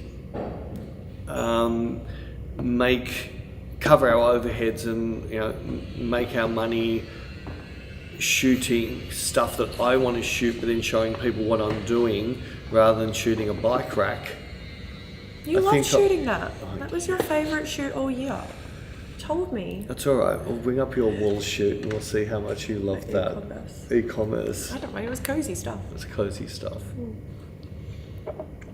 Oh, so you filled up but didn't fill me up. See? I didn't know that Assistant. you needed to fill up. This is We're berg gonna floating. fill it up for you. Yes. The hardest thing about dealing with makeup artists is I don't know how to communicate with them. So many makeup artists being self-taught from Instagram, I don't know their terms. They're self-taught. Self-taught Instagrams are scary. Yeah. The problem with, and we've seen this commercially, and we heard about a massive shoot that was in Sydney. They got this influenza makeup artist came up to do this incredible makeup shoot for cover of a magazine. And yeah, this makeup artist was amazing getting one eye right, but couldn't get two eyes to look the same. So yeah, you got to be really careful. A lot of the influenza makeup people there might be great at doing their own makeup and then photoshopping the crap out of it to make it look good. And even a couple of commercial makeup artists I've worked with, the amount of photoshopping I had to do to make their average makeup look amazing, yeah, you wouldn't be happy with what the raw product was. You would love the finished product, but not the raw. And it's like I just overheard you saying a lot of the time they can do makeup good on themselves. It's like even me when people are like, I love your makeup, can you do mine? I'm like, I can do it this way, I can't do it this way. Yeah, so I can do it that way, but I can't do it this way. So I don't really wear makeup. Technical term. But if you don't know the terms, I, again, just show them photos, it makes it easier. It is easier for me because I am actually a qualified makeup artist, but I don't do it. But I have to do it lately, haven't I? I've done a couple You of have. little bits and pieces lately. Little bits. Little bits. Letting models bring friends or family sometimes works for the best because they help them with hair and makeup. I think we've had that before. But as well. it's more, it's a comfort zone. Yeah. It's more, the 100%, it's uncomfortable if they're in eye shot. I know if they're in eye shot of you, if the model's here and say their mum's there and the model can see the mum, you'll never get her to relax. So we just move the mum to there so they can't get eye contact. Yeah. Because that'll sometimes throw them off or get a different expression. Yeah. Now, due to COVID, I've noticed on my webpage that you can only bring one person to help them with their hair and makeup. Yeah, I guess that's hard now that you can only bring a person. Yeah, as well, when we were in lockdown, we couldn't have anyone. Makeup artists and hair weren't allowed at all. No, They were actually banned. Banned. They're disgusting people. Have you ever had a client drive you apeshit without naming names? Yes. It's normally the clients. If you go too cheap, you'll get those clients. Yeah. I definitely found that there's a couple of times that, you know, the client said, oh, wow, their price, but could you do it for this, could you do it? And I sort of work it so I can get our two figures close to the same. They're the nightmares. The ones I just say my rate's $5,000 for this shoot or $10,000 for this shoot, and they go, oh, that's expensive. When they do, or if they do go ahead with it, they're going, well, I'm paying you $10,000. I'm not going to tell you what to do. Yeah. You know, I'm paying you this money because you know what you're doing. But when it's the other way, is the cheaper you go, the more the client thinks, oh, they're only cheap because I'm going to tell them what to do. Except for my favourite client that we had. I can't remember your favourite We can talk about it later. We can talk about it later. Oh, I can't remember. Love you guys. Thank you for being out here answering questions. You are so welcome. If I've missed any questions, as always, please leave it in a comment or yell. I think I've been pretty good today. Yeah, if Beck has missed it, quickly retype it, copy paste it. Yeah. Hi Peter, hi Beck. Was one of the attendees at the February workshop. Just wanted to say how great the experience was and thank you both for your time. You're welcome. Cool. We're so happy that you enjoyed it. That was our first workshop in a year, and we. Yeah, who was it?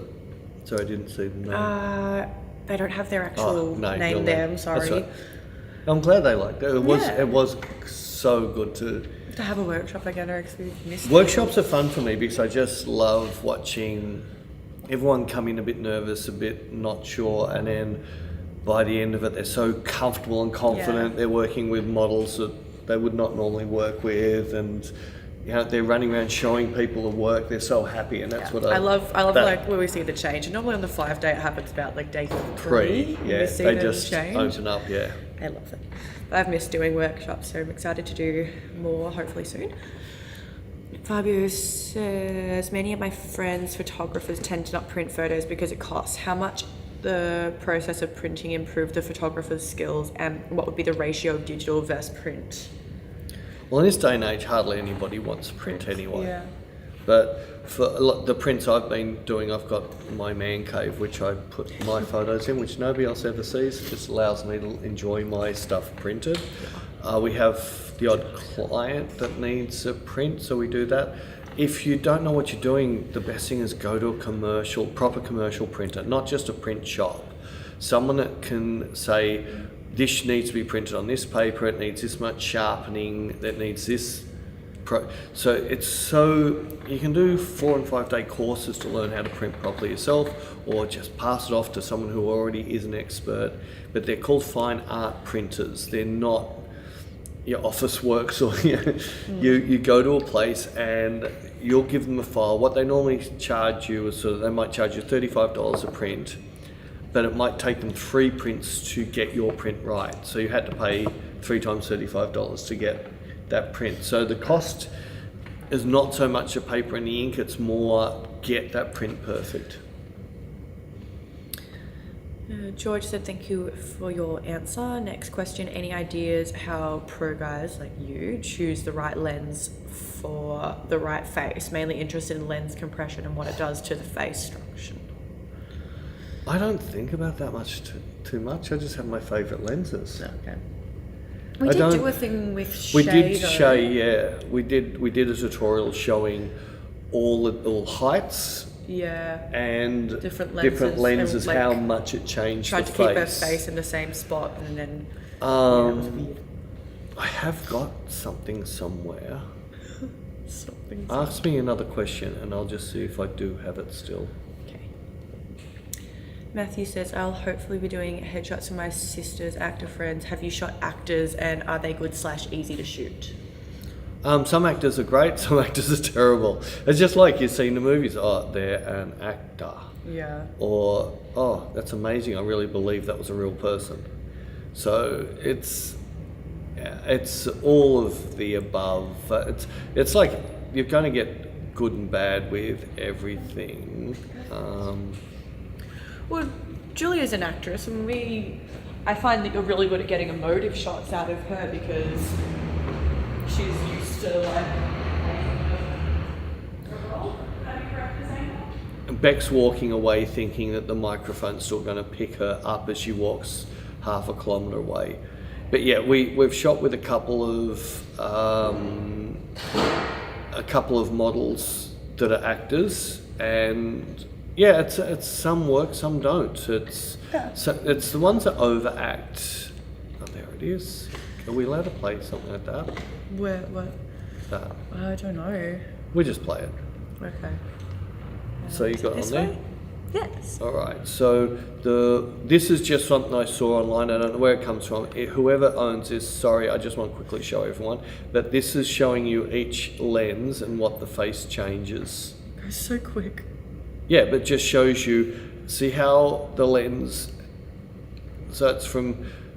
And if you want to see more of that stuff, you can just you can flick back. Oh.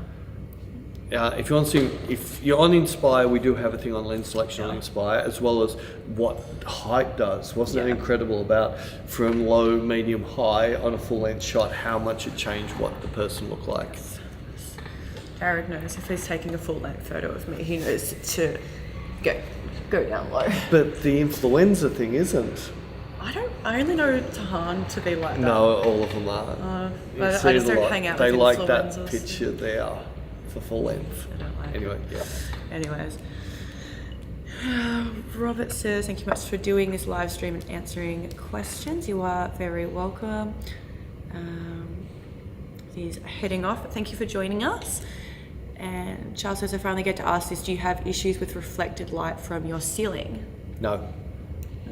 It's too high up. There's Yeah, it no is really effect high up. whatsoever.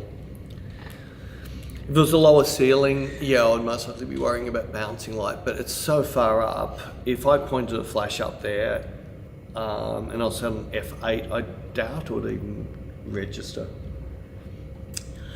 People commenting on you pronouncing influencer like influenza. Peter does that on purpose because He thinks like they're a disease. Yes. They are a disease. They're people that have been fake.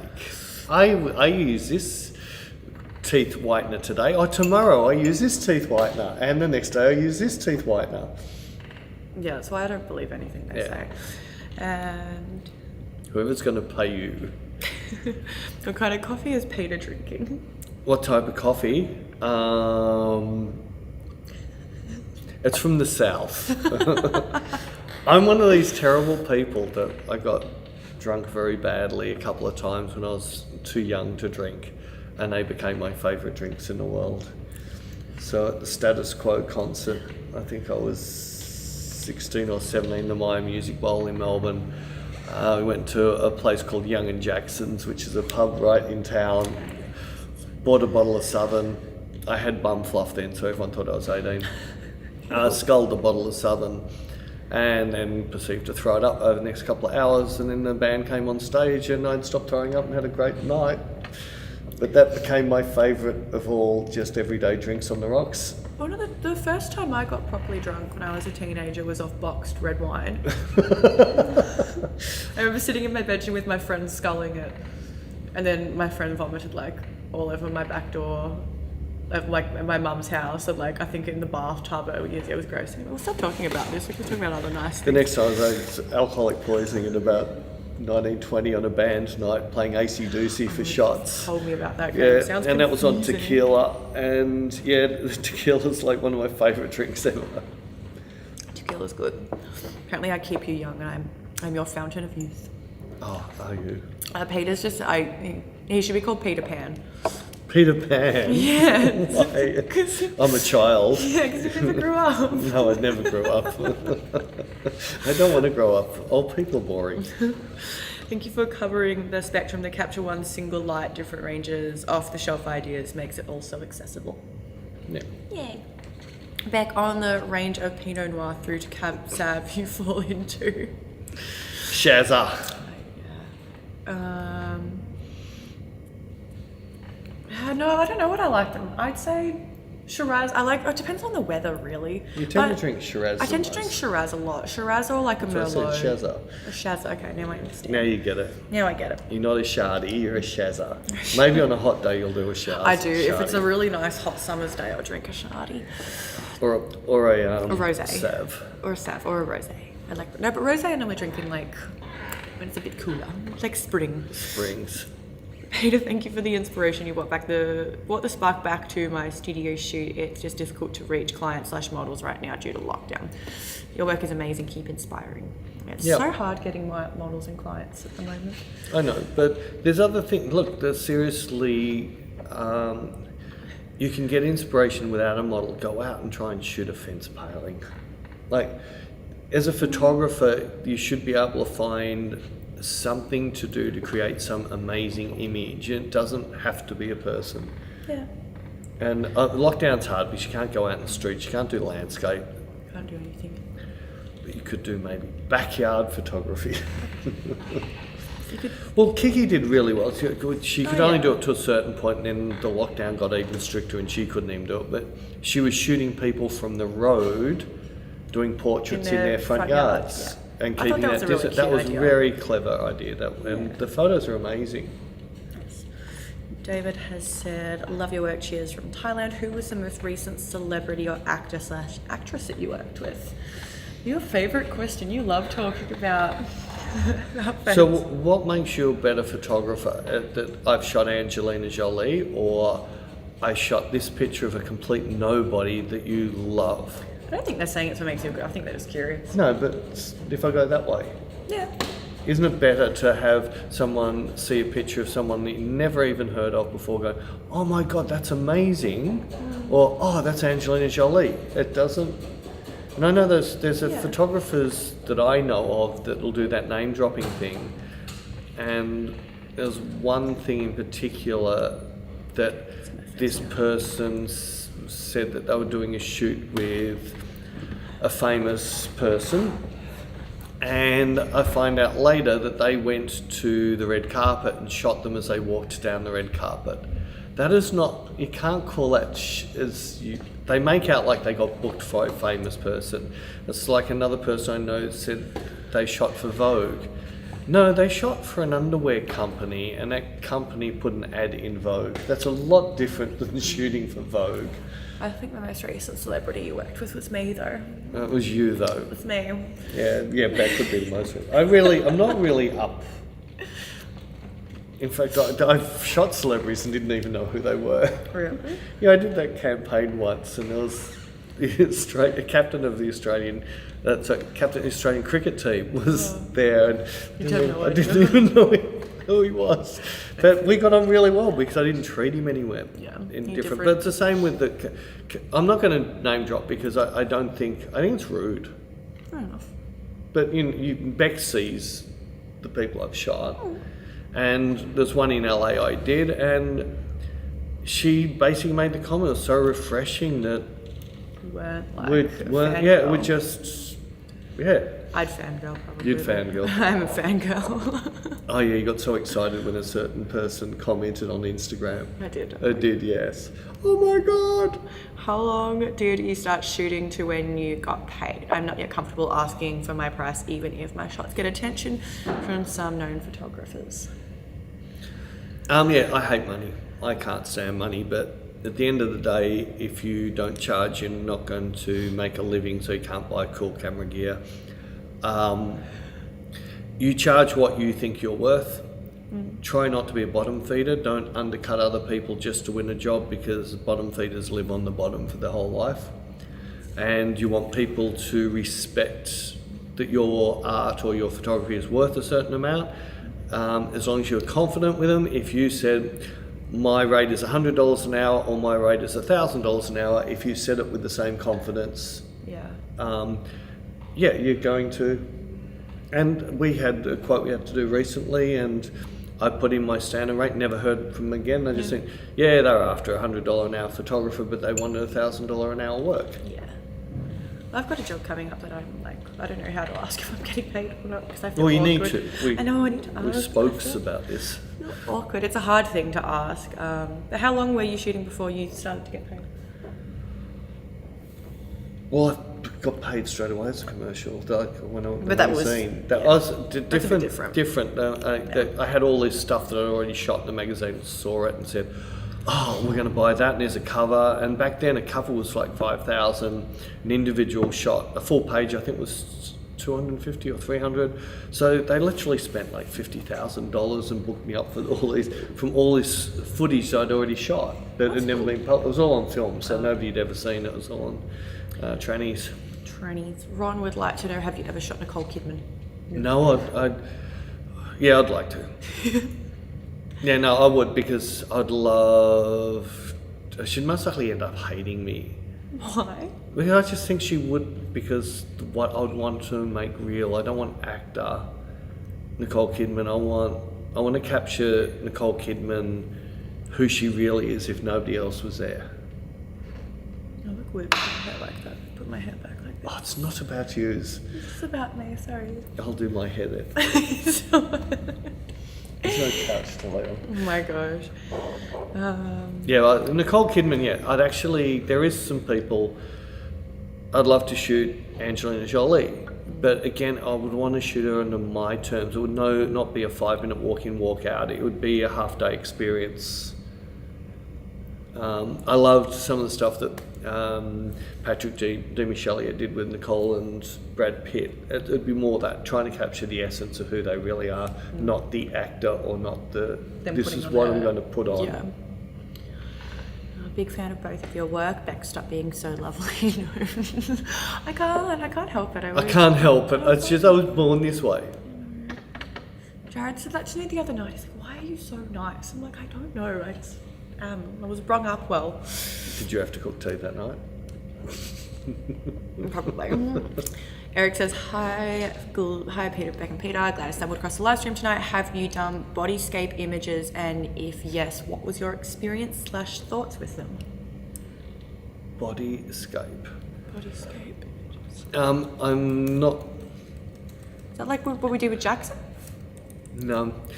All right, two things come to mind. One is like fine art nude, which is just showing. Yeah, look, there's a couple of photographers and I see their work and I just go, yeah, nah. Because they are so good at what they do in such terrible locations where they are. One's a Portuguese photographer, shoots in like a 3x3 bedroom and his images are to die for. And look, that's not, I love Bodyscape. I can see that as a true fine art nude. I love the fine art nude that people say they're a fine art nude and they've got a girl smiling or giving eye. That's not fine art nude. That's called burlesque or boudoir. Yeah, the Bodyscape love it. And a couple of things I saw, I can't think of his name. Ike, I think is the name of the photographer. I'm moving it. Someone said your coffee's empty. It's not. This one's empty. He did a thing with Broncolor many years ago where he did this slow exposure. I think it was it might have been a 1 minute exposure, and you just flashed the light off around the body with the spot, and that was amazing too to watch. But I don't know. I'm an eye photographer. I need eyes. So I really appreciate that beautiful fine art work that people do. And a really good fine art nude photographer, you'll normally see a picture of paper rolled and scrolled to show how he can get the highlight and curves on a simple thing like a piece of paper. It's fancy. Flancies. I asked him probably a bit of an odd question, but I've been trying to study some classic paintings to up my lighting game. Are there any pieces of non-photographic art that you really like? Yeah, I've got a dozen books out the back, Renaissance art books. And The yes, Rembrandt guy was a painter, wasn't he? yes, Rembrandt was a painter. I know things. Oh my God, I know things. Mozart was a painter too. No, he wasn't. He was. And Bach was a painter. No. You sure now? Lol's comments below, please. Yeah, look, I've got two. I won't, because it'll take me too long to run out to my library there. But I've got like 2 big books full of Renaissance art, which I really like it just for lighting, and sometimes we need those harsh shadows and that to really create the strength in a picture. So I do enjoy. I have not looked at those books for ages. Maybe I need to look at them again. There's also that book of that other photographer that had that big fat book and had some really full-on pictures in there, but his lighting was just to die for. Was that that book that I found when I had to rearrange the library when I just started working with you, and I was like, oh.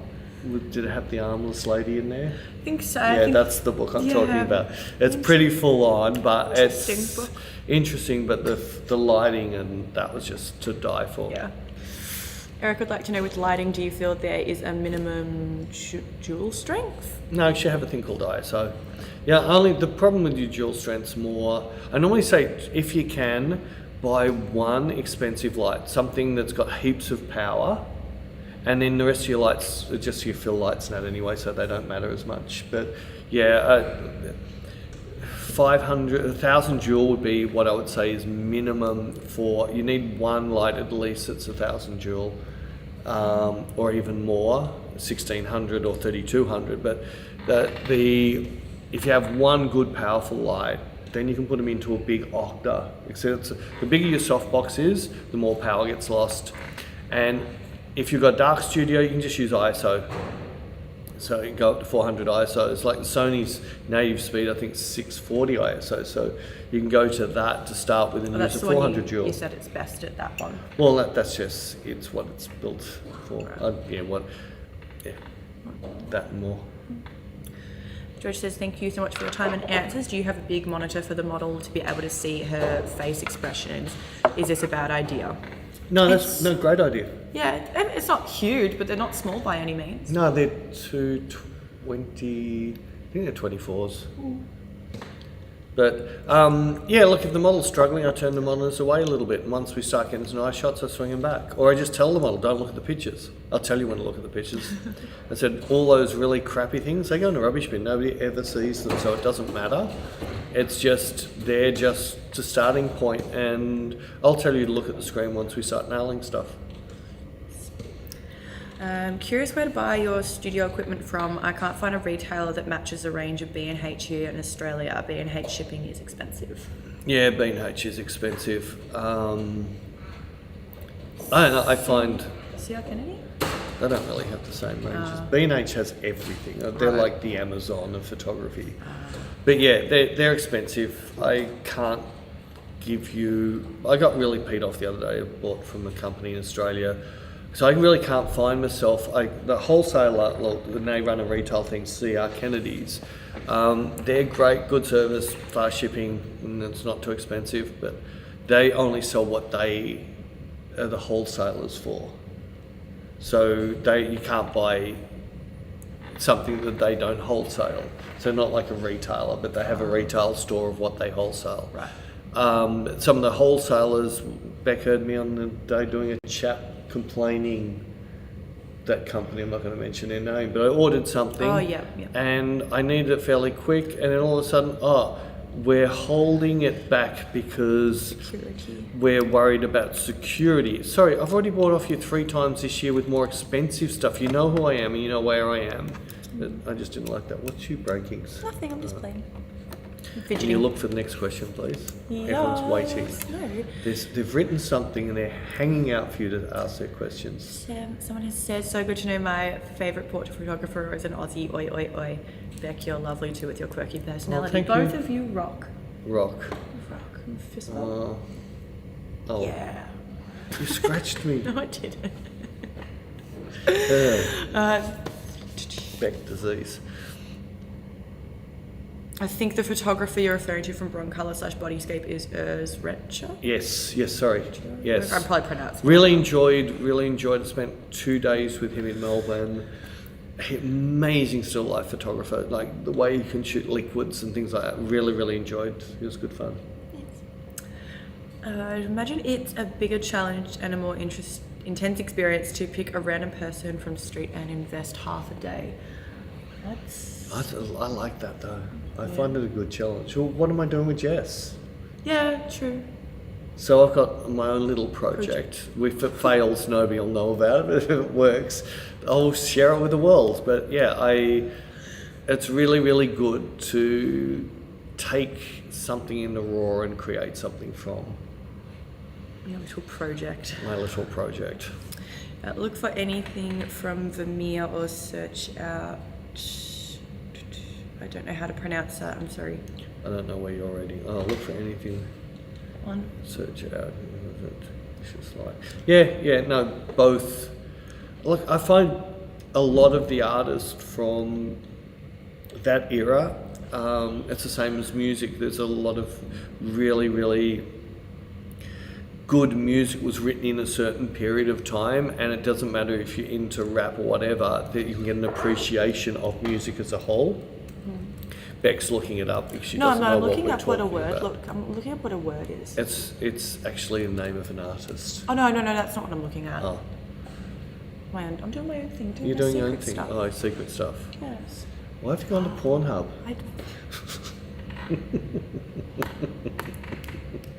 I wanted to know what this word meant. I didn't know what it meant. What do you mean? It's concurrent. It means Oh, concurrent. operating or occurring at the same time. Wouldn't it just say current then? No, concurrent. It's just at the same time. Anyway, sorry. Or it's a current that's a con artist. Huh? A little current berry that's a con artist that conned everyone to think it was a raspberry. Anyway, next. That was so bad. Did you ever shoot jewellery? Yeah. Yeah, I remember we did. We've done a few jewellery. We've done 2 jewellery shoots since I've been here. Have we? Yeah. Sure now. Yeah. Where's my commercial folder? There it is. One of my favourites because... Oh, this is before me, but... This was before you. I'm trying to think who was... I can't remember who was it. Oh, yeah, I can think. Yeah. That's right. See, there's another picture. I think that's it. Just making... I'm sorry, guys, but I'm trying to make sure Peter's right before I flick it over because I don't want there to be, like, nudities. Nudities. Teas There we and go. nudes. So the bonus with this client had a set group of looks and they paid me for 5 images. So before we'd even shot, the quote was for 5 finished retouched images, and we allowed so much studio time and so forth to get it. And Natasha, who was a muse of mine at the time, was a model, and we got their shots and I just said to the client, hey, can we just do a couple our way? And we just snapped off and had Natasha working more her way rather than fixed set poses. And we sold another 10 images, which really made it worth it. But this was the jewelry shoot. It'll be G-rated because it all went to big shop banners and so forth. So yeah, I have shot jewelry a bit. I don't like doing the still life thing.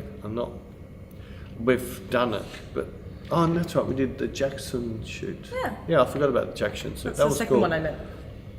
Yeah, so Jackson's shoot. Jackson's a dancer I work with a bit, and his father is an amazing jeweler, and we did that yin and yang ring thing. Yeah, so it was very cool. And Jerry would consider some of your images as fine art, i.e. the nude with the old camera on the tripod. Yeah, I don't look at it as fine art. But yeah, no, I appreciate you saying that, but I just look at it as, I call it my stuff. It's my messed up Yeah, mind. there is a folder in Photos called My Stuff, and that's where that lives. Yeah. We're a bit bright at the moment, but I'll ask this question. Was the lighting in the Valentino book done mostly with a 5-foot octabox? It has a soft shadow on the floor, but a hard, crisp shadow lines on the mannequin's face. Can't figure out how it was done. Actually, in that book, because they don't list it, there is everything from a large octa right through to a very small reflector, because if you look at how a couple of shots where you can see the floor, once you start getting a smaller dot, they might have even had a grid on it, but you can tell by the shadows. If the shadows like off a sequence is really sharp, that's going to be from a small light source. And if it was a soft off the sequence, it's going to be a larger source of light. So the reason that I call that book my Bible is because it teaches you how to look at something without having any idea what they used. And once you learn your skill, you know what size of light source they would have used at what direction. Oops.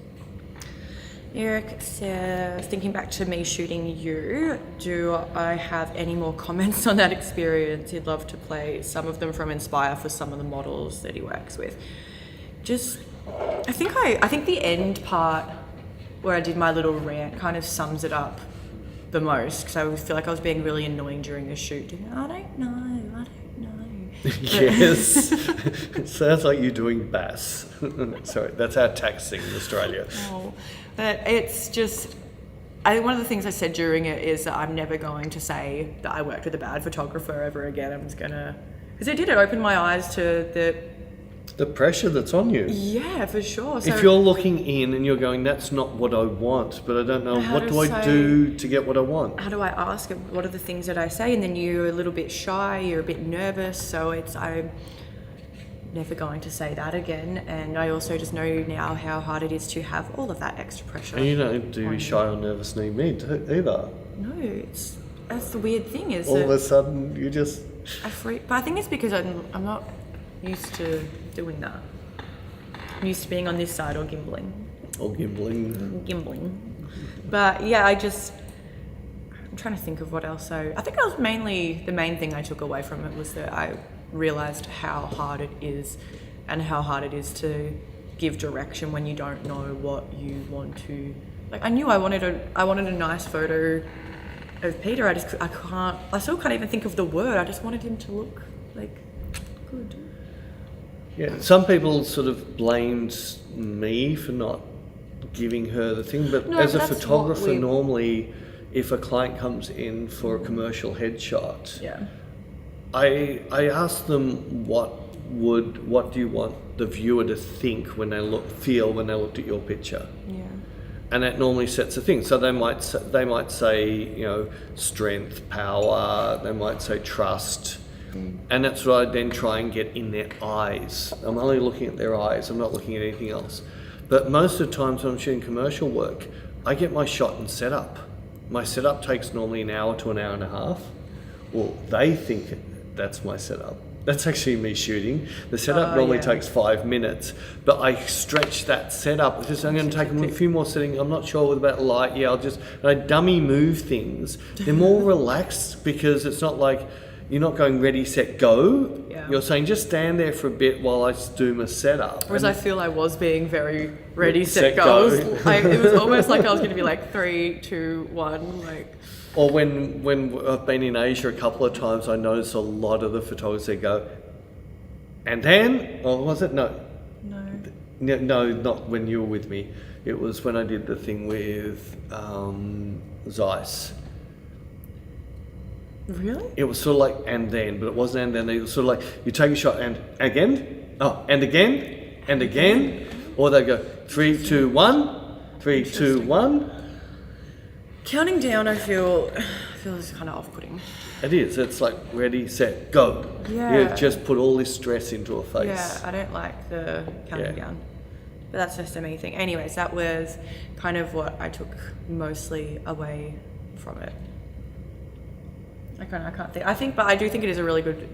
It was a good exercise for me as a model. It's the only exercise you've done this year. It was a good exercise for me as a model, and I feel like it's just a really good thing for models to know, like, so that they kind of can appreciate how much work goes into But every photographer should try being a model, then they'll appreciate that. That as well. It's really good to have both people. And if you haven't got someone to shoot, you get yourself a cable trigger or a remote trigger, and you sit there and try and take your own photo, and then you're going to see. You're going to not like the pictures, not knowing what to do, and then you reverse that saying, well, that's the model. So it needs the person on the other side of the camera to give you some inspiration to get the shot you want. That was a nice rant that we just had. That was a long rant. Doug said, thank you for the inspiration, education and entertainment. One day I may get the tome sign calculated correctly. I'm sorry, I could only fit so many on the flyer, so I normally try, which like we should whatever have a long one that's just dun, dun, dun. Well, sometimes, so this one, I know it's like early hours of the morning in Europe at the moment, so I thought there's no point me putting that on there. But then if we do one at night time in Australia, it'll be a nice time for Europe, so I'll put, We'll have to do a cooking one, then we can do Europe. yes, and then I get to eat delicious food. Yeah, we'll do a cooking one and answer photographic questions. And Peter Coulson. Yes. Cool. People said your jewelry Cool, shot was cool. really incredible. What's in the mug? There's nothing at the moment. It was grape tea. Grape tea. Grape juice. Red grape juice. It's after 12 now. I don't feel so bad now. Lols. Lols. Yeah, Jerry's like, shh, it's tea. What do you say? Jeff said, he said, shush, it's tea. Jeff said, do you still have your model/clients go through a full mood folder? I used to, but many got overwhelmed at a folder of a couple thousand, and I find frequently need to narrow it down first. You tell them start at the bottom. Start at the bottom. Start That's at the the new stuff. newest stuff that I found. And then most of them, Beck sees it, a lot of them, they pick the same pictures, don't they? I see the It's same photo. whatever's the coolest looking picture. But the thing that the models don't get is I'm not really going to do what they pick. I'm just seeing an essence of the type of feel of picture they want. And then we'll just shoot whatever I want to shoot. But they've set the feeling based on the pictures they've put into what we call a today shoot. But yeah, we normally, I think 5 minutes, we allow them 5 minutes just to quickly find 5 or 10 pictures to set a mood to what we want to do with the shoot. And then I will then put them into an order of headshots, body shots, natural light, flashlight, and then do whatever I feel like doing. So I don't actually, I'm looking at the feel of the picture and the feel of the model's eyes more than I'm looking at what they're wearing or what the lighting is.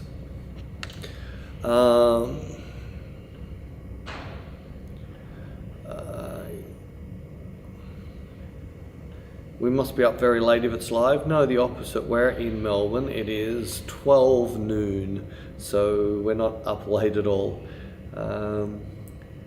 Ready, set, back, yeah. I'll have to try that one. I think she zipped off to the toilet. Yeah, you do need a count, no, but you don't need a countdown for action. Sorry, someone's asked, do you need a countdown for action shots? No, I shoot a lot of dances and I shoot a lot of stuff in the air.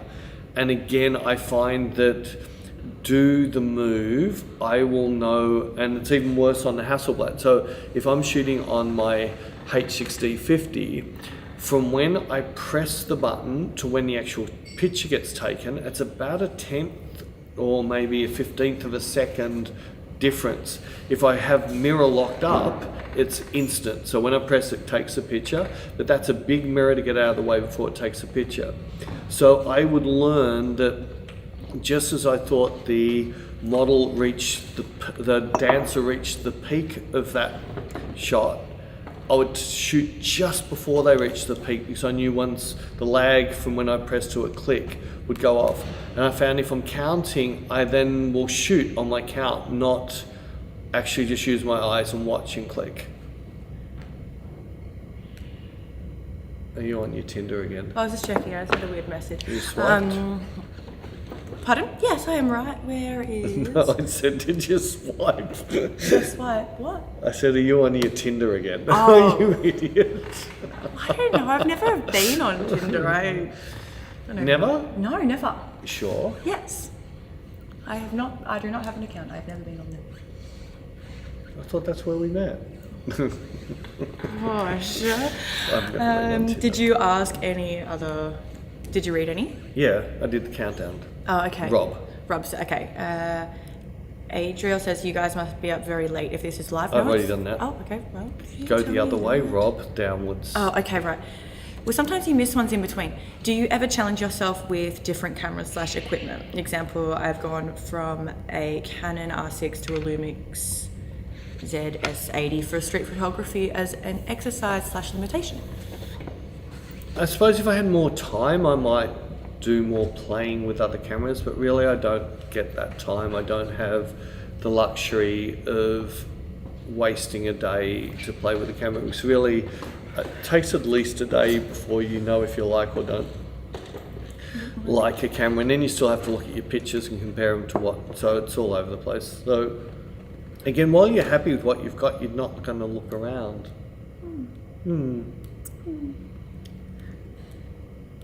Matthew says, would you recommend meeting with the subject and having a coffee to get to know them first before Yes. diving into a shoot? Yes, Yes. 100%. Yeah, normally the first shoot we have with a model, a good portion of it is spent. You don't The take first many, half an hour is Yeah. bonding. and then even on the first shoot, you don't take that many too pictures, many yeah. photos. It's more to get to know them and see if it's gonna. I'm looking Progress. for, yeah, I'm just looking for what they give, because what you see on social media is what they've decided to show you. It doesn't mean that's what they actually look like. Yeah, sometimes they're Completely different. Completely different people turn up. Beck has a little trick that she uses where if we see someone that might suit something, she will then I go through their tagged photos. go through tag photos and find the photos their friends have put up, which that person wouldn't have had control about photoshopping, liquefying, or their expressions. Yes. Frank says, really enjoy your channel and interaction between you two. I'm learning a lot. How long have you worked together and how many hours a day do we spend together? I've known Peter since I was about 18, so I've known him for 10 years, but I've been his, and we've been shooting. We shot for about 2 years and had a break. Yeah, and now I've been working with him for 3 years, and we... Spends minimum 40 hours a week. Yeah. When we're travelling, it's even It's, worse. yeah. But it's Monday to Friday, 9 to 5, sometimes 5:30. I'm here. So. Yeah. Too much time is the answer. Oh, too much time. All right, no, that's fine. Next time you say, "Can you cook me tea?" Too much time. I was joking. You're joking. Please cook me food. I'm so excited for burgers soon. I've never seen anyone like Beck that can go from looking like the biggest nerd to the most beautiful creature I've ever seen modelling. Thank you. Some of the best models I've worked with are like that. Beck's an exception, but so, no, there's some Tali. Tali was amazing. She'd walk in, everyone just look at her. Why is she here? And a little bit of hair and makeup, she popped a bit, but she'd get in the studio and go kabang. Where did that come from? Weren't you and Anne saying that Gemma was kind Yeah, of like Gemma's that? are very much like that. Gemma walked in the room and you just thought, where's this bogan come? What's this bogan doing? And they lift the camera and all of a sudden, wow, where did this girl come from? I think it's just a me thing. I've always been like this. But thank you. Well, here's one crazy person watching from Holland at 4 o'clock. It'd be in the morning as well. Jeez. Oh my God, they're going to be late. Oh, they must like in lockdown. Yeah. They still are, because I've got a friend in Holland and she's still in lockdown. Yeah. Oh, it's so sad. Warren Well, says, there's more good stuff that happens online at night time than during the day anyway. Yeah, You sleep, that's true. sleep through all the other crap then. That's true. Ivan says, what's your opinion of iPhone cameras compared to a professional? It's what I watched an amazing thing on YouTube. A guy who was doing incredible iPhone video, and seriously, his videos were better than anything I've seen in a long time. The new iPhone and it was just the way, because it's just so light and so small, what he could do with it. We've got a video shoot coming up, and I'm definitely going to steal some of what he was doing, and I'm going to do it on the A7s. But I'm still going to do what I saw him doing with the iPhone. It's going to be harder for me, but yeah. And what Nick Knight's doing with the iPhone, it's amazing. The new cameras on them are awesome. It's still, at the end of the day, it's still art, so it doesn't matter. Really doesn't matter. And the new Photoshop, 4 times the size. yeah. And yeah, Nick Knight was using that gigapixel software, and then he was purposely breaking the images through gigapixel to create these grains, which was just incredible. You got a little in-house joke, have we? No, Jerry said he's going to confess his sin here. He was a fan of Sue Bryce, loved her work, but then she got too fluffy. Fluffy. And since he doesn't wear skirts. Not there's anything wrong with that though. Rob says going to the... Sue Bryce was lovely, by the way. She was originally New Zealand and then became an Aussie. She is lovely. Yeah. She's very It's all of us to our own, and that's... Sue has her look and what she does, and everybody has their own things they're doing. I'm not telling anybody that they're wrong have to do what I'm doing. I'm just saying more this is saying what you do. The only thing I would say is try and get away from that camera club thinking. There is no rules, and if you want to have something, if you want to have your own style, you can't use other people's plugins. You can't use other people's filters and effects. You can't use other people's pose books, because all of that's somebody else's. It's going to put their style onto your picture, yeah. Rob is coming to the Sydney event next month. Oh, cool. And he says he's looking forward to seeing us live. I'll be there also. Seeing us live? Live, like in 3D, not in behind, 3D. Not behind the screen. Does that mean we have to actually do something? Maybe we can do something. George says I learned so much. Gonna listen for some Gonna definitely listen for some Rembrandt, and if that doesn't help, then hopefully that lovely website that you said that I was on will change a model's face expression for sure. I like he's going to listen to Rembrandt. It's like you're going to watch some Bach. Yeah, it was so funny. Oh no, this is on 14%. All right, just take one battery out and drop the other battery in. What do you mean? Just take one of the batteries out. Yeah, here. Yeah, just take one out. That didn't disconnect. Now put the other battery that's sitting next to it. There's another battery that's sitting on next to it. Next to it. Oh, this one. Yeah, sorry. There's no wine in those. Did you click it in? That's the wrong way. So how often do you use this? Every day? Yeah. Oh, nails. It's because it's on an angle. Angle has nothing to do with it. It's got everything to do with it. Sorry. I wish you could see what I'm watching at the moment. It's See, awkward turtles. Look at that, we've got 85%. Isn't that so much better? It's a Christmas miracle. Are we a little bit dark? Yeah, that's in mind. I'm brushing us up. Oh, sorry. Let's try and... I will read. I'm here. The eyes is here. Yeah, just be cool. Just be In fact, cool. yeah, it's a good... I like that movie, Be Cool. Pulp Fiction. No. Oh, I love that in Pulp Fiction, yeah. Be cool. Samuel L. Jackson, Yolanda, the be bestest words in the world, be cool. But no, there was that other movie, Be Cool. Never seen it. Matthew says, cool, he's going to factor in a coffee and a chat like before shoots. Austin says, hearing that you take the time to get to know a model for a while is a game changer for me. All my shoots start out a bit awkward. It's great to hear it's normal to want to slow down. Yeah, it really helps as well. Like even I like that, and will kind of, I don't know, I kind of try and make it happen. If I'm going to a shoot, it helps if the photographer's a fellow dirty rotten smoker like myself, because I can be like, oh, do you mind if I have a quick Have dart? a dart together. I'll have a quick ciggy before we start, and then if they're a smoker, they'd be like, oh, awesome, I'll join you, and then that's at least 10 minutes I've got to talk Yeah, I to should them. try that. Do a shoot up together with a model. Oh my god. Oh my god. Beck's about the same age as me. Have you noticed a generation gap yet with the 18-year-old models? Yes. It's so hard to... I can't imagine... Like, even I find it hard talking to someone 10 years younger than me. I can't imagine how hard it must be for Peter trying to shoot and relate to someone that young who doesn't have many life experiences. And It's a life experiences, and an Generation 18-year-old Z. today is so different from an 18-year-old 20 years ago. I struggle with them, and I'm only 28. Yeah, I know. There's a whole new... Yes, that's because you're getting into that generational change. Yeah, they talk about TikToks. TikToks and tactics and... I don't understand. They do little weird dance stuff. Yeah. I don't understand it. But yes, no, there's definitely the generation gap. The studio looks quite large. Are you able to shoot stuff as big as cars, etc.? Yes. Yes, we've had a whole bus in here once before. A bus? What kind of bus? Bus. Like, A bus. oh, like a Dyson's bus? I don't know. Like a normal bus you see on the streets. Yeah, like one, yeah. We had a commercial shoot and we had to have everyone in the bus and we were shooting. You know about that, you weren't there. Wasn't there? Remember the art director from Hell? Just another picture.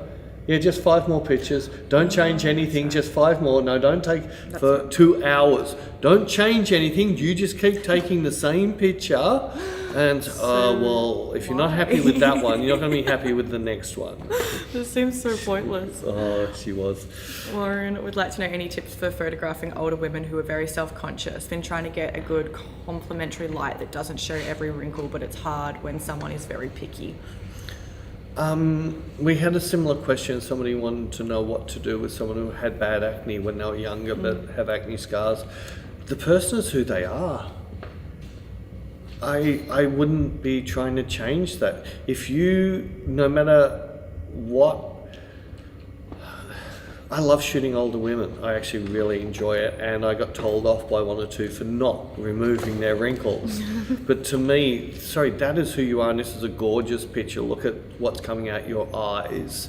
And that's one of the reasons why I would love to shoot some people like, although I know that Nicole Kidman's had a little bit of work done, so I don't think she's going to have a wrinkle, but maybe some of the other people that do have wrinkles, each wrinkle is another expression. What are you looking at? Oh, you're talking to somebody. No. Facebook. Yeah, sorry. She interrupts me. I'm not. You're looking at my computer. Yeah, I know, because you're bringing up more fun stuff. Yeah, so look, you can do lighting which will make the wrinkles less harsh, just make it more, a bit of bounce lighting, big octabox, some big clamshell, big whiteboard, you'll fill them in. But if you were to clean all those wrinkles off, everyone would look at, oh, that's an amazing picture, but it doesn't look like her.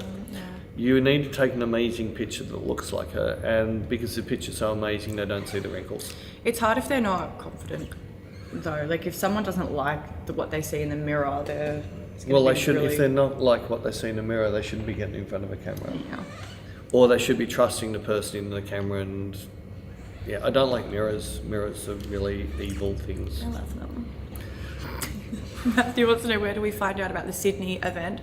It's Ring set. You can send me an email and I can. If you send Beck an email, Yeah.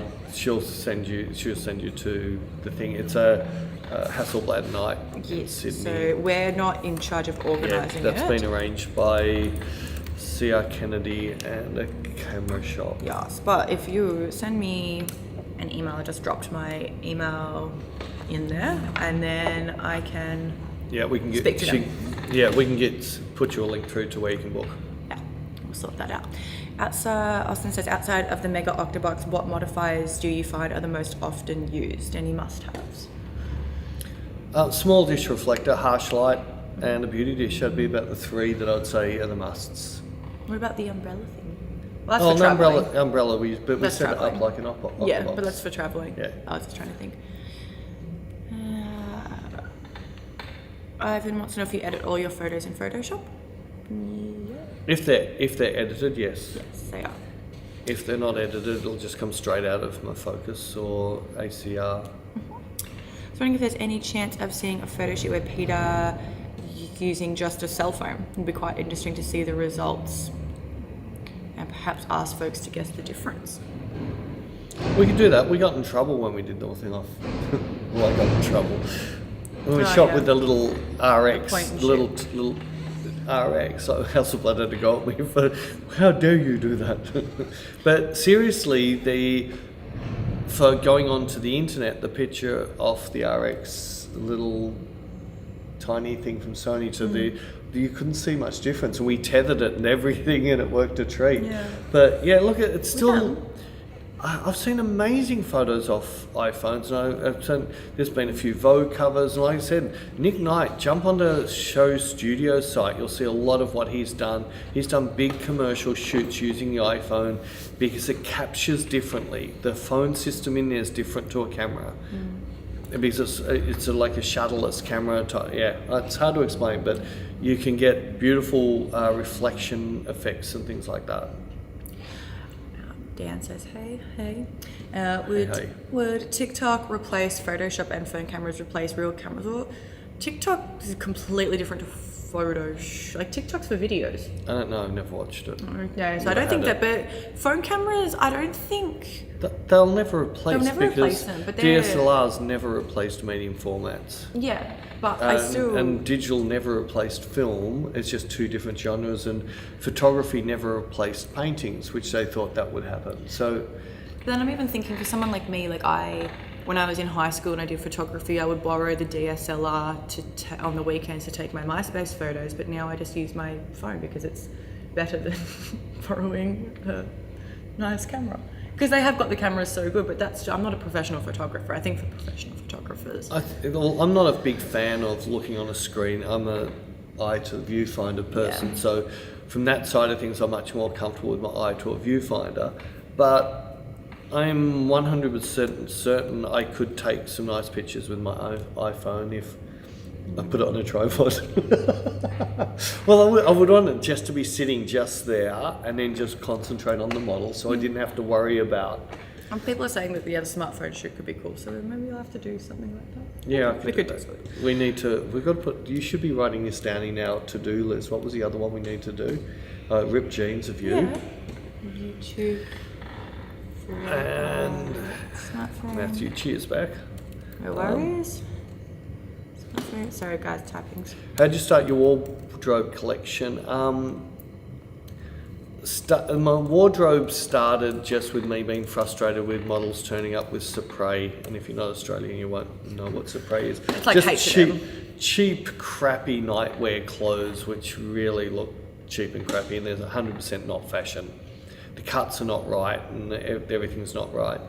I found that just going through op shops or thrift shops, I'm looking for different things here. I like things. when I'm shooting, I have a couple of theories. If I'm going to shoot a woman, I want to capture her natural beauty, and the best way to do that is put her in something that's not pretty, because then she has to bring it out. So things like flannelette shirts, things like I normally say boyfriend clothes, oversized, loose-fitting clothing, I find is my preferred way to bring the essence of the person out of.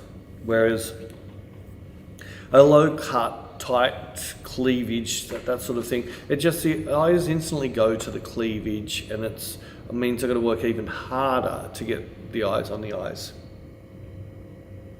So yeah, I just start op shops and that, and then I have clients that would send me stuff and just say, keep it, if you use it, keep it. If you shoot it, just credit us. And then we have models that come models come in and bring us clothes all the time. Like, I don't want this. I don't want this. If you can use any of this, if not, we just take it up to the op shop.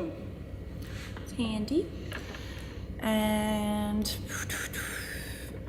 yeah, the Galaxy and the iPhone Pros, they've got awesome camera. We've got iPhone Pros, so we'll probably use one of those.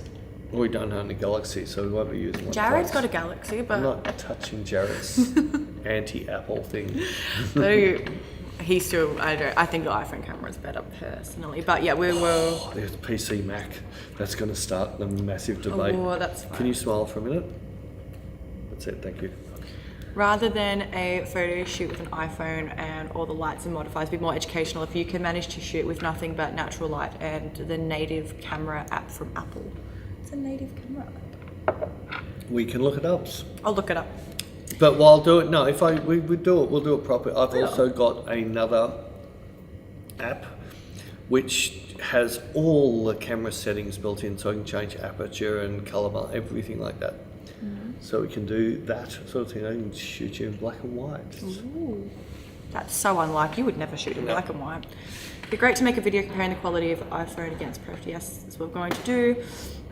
I guess I just want to hear Peter's opinion of the results of the indoor shoot using the iPhone put to rest the Pro craze happening right now.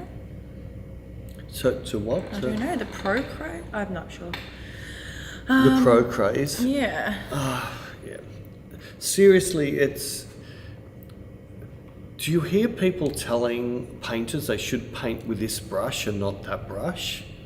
See, painters paint with their fingers. A photographer should be the same, that every camera, and it's what makes you create best. And I'm certain that, especially after seeing the YouTube video, I'll look it up and I'll get Beck to put it in the thing below. This guy doing stuff, I can't remember where I found it, I'll find it again. And it was just what he was doing with an iPhone for video. It was unbelievable. It was so clever. But yeah. Are we getting too bright? No, we're fine. Thank you. Okay. Would you / do you ever put anything between your lens and your subject, like nylon or fabric? Yeah, done that, been there. Have fun. All of the above, times 10. Don't let any voice come in your head saying you shouldn't do this, it's not professional.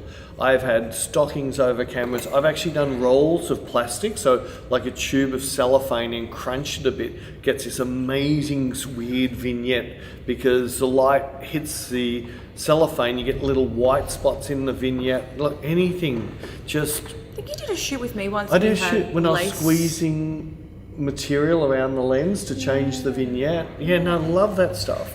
I was going to say, do you have I'm going to find it. It'll be... Oh, where was it? Oh, I think it was a Lissy shoot, hair and makeup. Up there's...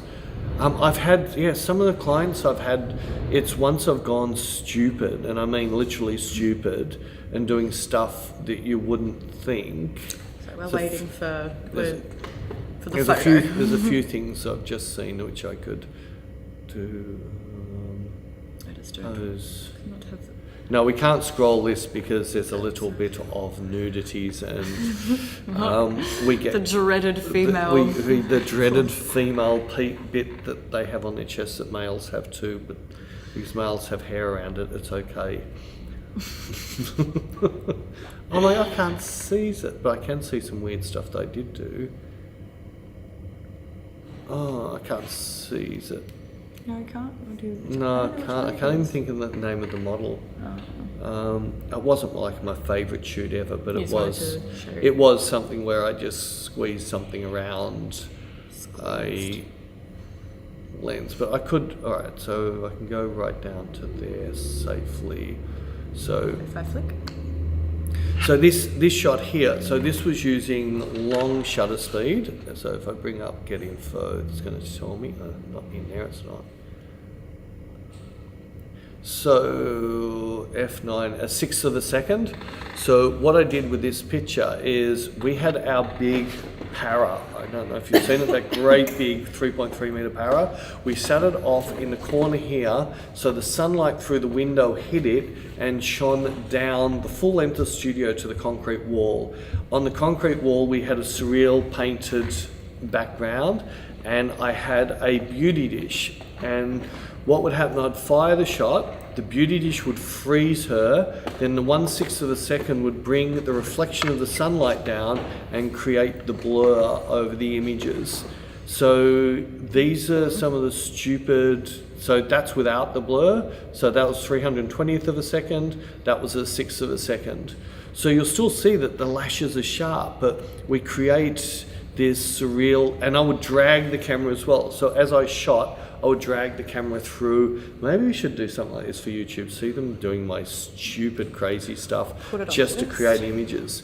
Now, the biggest difference between this picture and this picture was our sun had disappeared and I couldn't use our big reflector. So this was a modeling light on a beauty dish, and that's why it's gone all orangey yellow. And that was our drag. We're still at a 1/6 of a second. So Flicker? Flick us. There we go. Anyway, so I hope that answered your question. I'm sure it And did. while Beck keeps Are we too asking, bright now though? I don't know. I think we are. We'll turn. Oh, I would tell you, I'll turn that ISO down. There we go. But yeah, the stuff like, I wish I could find You can look. the shot. It's such an old shot. It wasn't like my favourite. My client absolutely loved it. That's why it came to mind. And I can't see it at all. And I don't think I'd have it anywhere else. Where? Maybe in webs. You can ask questions. If you did an outdoor shoot in a remote location, how much gear do you bring? Went to Mongolia a few years back and our party of 3 had 3 DSLRs, 2 film SLRs, 1 rangefinder, camera phones, 2 compacts. I used to take everything just in case. I've now got much cleverer. And I actually will have a camera and a backup, so in case something happened to that camera, and I will have made up my mind what I'm going to do, so I'm not carting too much crap with me. Yeah. But I still tend to take too much stuff, but I have really, the amount of times I've taken stuff with me, like tilt shift, I've taken it with me all around the world and never use it. So I've stopped putting my tilt shift in my bag and keep thinking, oh, one day. I feel like that's kind of hard when we're packing to go somewhere. Oh, we're 32 kilos. You start asking me like, do I need to bring this? And I'm like, when was the last time you used it? Like, okay, thank you. You've answered my question. Should really think the video will go down. But yeah, we will get to filming it soon. We're pretty busy for the next couple of weeks, but Which video is that? the smartphone one. Oh, smart. People Yeah, are going. it won't be for a couple of weeks. We've pretty much booked all this week and next week. Yeah. So, but then we go away shortly after that. Yes. But that's right. We'll get it done as soon as we can. But we're not getting on a plane. We're doing road trips. I know. It's so Fun. different. So fun. Austin says, what comes first, the lighting or the general pose? Do you light the scene and put the model in it, or build the light around a model? Both. It really depends. Yeah. It really depends on what the mood board was. So, yeah, every picture, I treat every picture as an individual. That's why I don't have any actions and things like that show a set look, because every model skin's different. I don't treat every model skin different to my black and white converts or if I'm doing color. So yeah, I did this many years ago where I had setups that worked absolutely perfect, but my photography became very boring. So it was just like the same picture with a different head in it. So now I try and take the essence of the person and build the styling, the lighting, and the retouching to suit what I'm doing. Yes.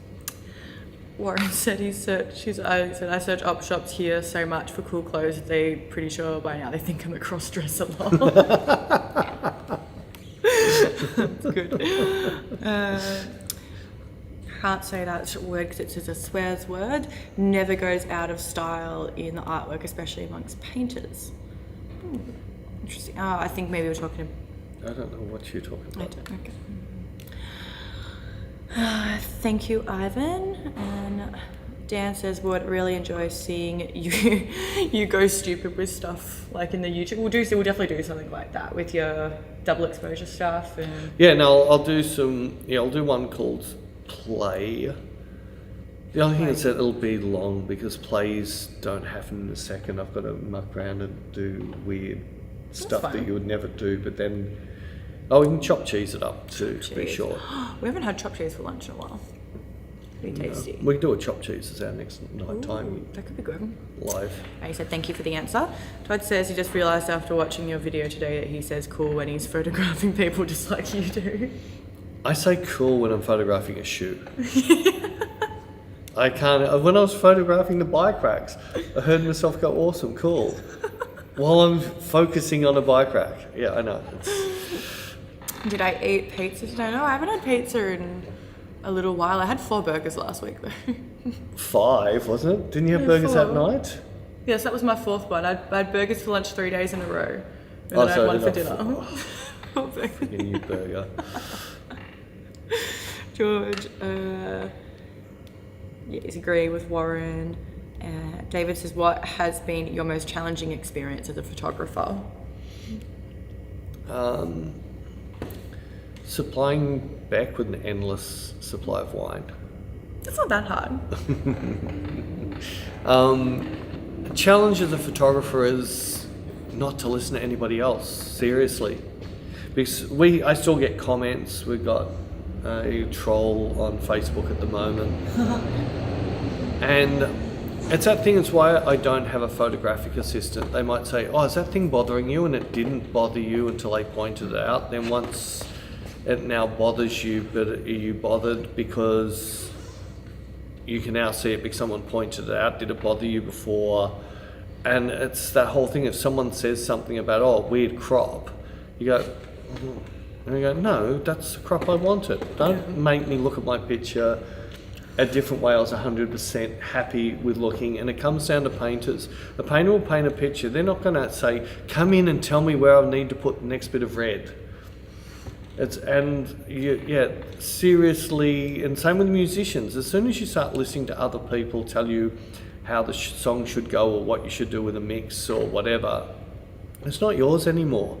So I found the hardest thing as me as a photographer is actually to keep doing what I want to do and not listen to anybody else. And that's what you preach to people all the time, is to stick your fingers in your ears and don't listen to anyone. Yeah, I know, but sometimes if you have 8 people say the same comment, you start looking at, like, my halo. I love my halo. But if you have I started to question my halo for a couple of months. because there was that one photo that someone commented on, and then all of a sudden there was... He got all his friends to comment on it. I don't even know if And they were friends. It was just like a a bunch of people all saying the same thing, and it seemed like a little witch hunt about your halo. Yeah, but I still look at the picture today and love it. So so that would be my one thing. Yeah. And I remember there was an Amy picture too that was the same. Someone had said something and I could only ever see what they said, but now I've gone, no, but that's actually why I really like it, so I don't see it anymore. Everyone's saying the shutter dry looked good and they like seeing your crazy stuff. And how did the photographers before Photoshop exist? It was in the darkroom, yeah? Yeah, darkroom. They did dodging and burning, which is what you do in Photoshop. There's an amazing thing with that famous shot of the old, I can't think of his name, famous actor, 50s. Everyone's going to hate me now because I'm not going to name it. The famous sort of teenage actor who died when he was 30 in a car accident or something. You won't know him. It's way before your bedtime. Anyway, there's a picture of him walking, I think, down the streets of, it might have been New York, and it was pouring with rain. Icon actor. Is it River Phoenix? No, before that. River Phoenix is not back 50s, 60s. Oh, I'm 70s. sorry. That's photo. Yeah. Gene, Billy, this is killing me. Anyway, there's a really good James pitch. Dean. Sorry, James Dean. Yeah, James Dean.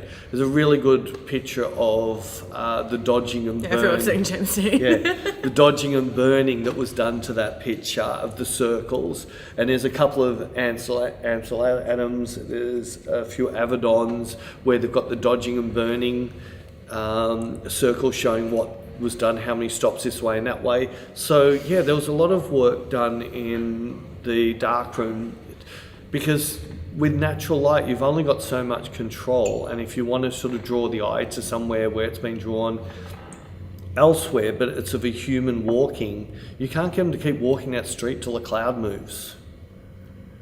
So sometimes that's it, and that's what I try and create a lot of the essence of my photography is trying to have only what you could feel as what could be done in a darkroom, even though I will take my dodging and burning much more micro than what they could do in the darkroom. Have you tried the Tequila Don Julio? Yes, I've tried that and 10 times above. Oh. Yeah, I have a Don Julio that sits in my freezer, which is, so I like some tequilas cold, and I love that cold. I can't pronounce half the tequilas I've got, but you just know where they are, what they taste like. But I will. Well, Beck asks me next question. I can bring tequila bar picture up. People saying they like your work, and people finally catching us, seeing what's up. Oh, the wine truck last call. No, I don't drink wine anymore. I drink tea now. There you go, flip to my screen. I'm trying to catch up to where we are, sorry. There you go. There we go. So there's my tequila shelf there, and it does spew over to there a little bit, but yeah, that's my tequila shelf, and that bottle there is my favourite, that one there, and that's my second favourite. You can flick back. Okay. Sorry. Did I flick back? Yes. Oh, no. Yeah, no, I did. No, you didn't. No, because that's... I'm stirring you. It's very easy to confuse me. I know. People saying thank you, lots of lovely comments, thank you guys. I think this is referencing the people jumping on to the trolls that like criticising. Oh, yeah. Don't you love the bandwagon people? I've always been the rebel. If they don't like it, good. I'm getting paid for what they don't like, so I encourage haters to keep hating. I don't get it. These same people, like they'll say they won't go into a restaurant and go, "Oh, I don't like cabana, so you shouldn't serve cabana."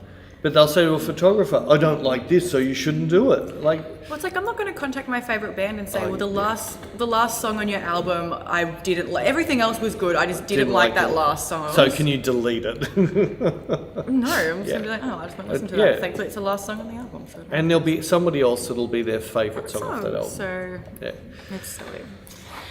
Robert says, "Have you managed to recreate a look in Capture One?" Not yet.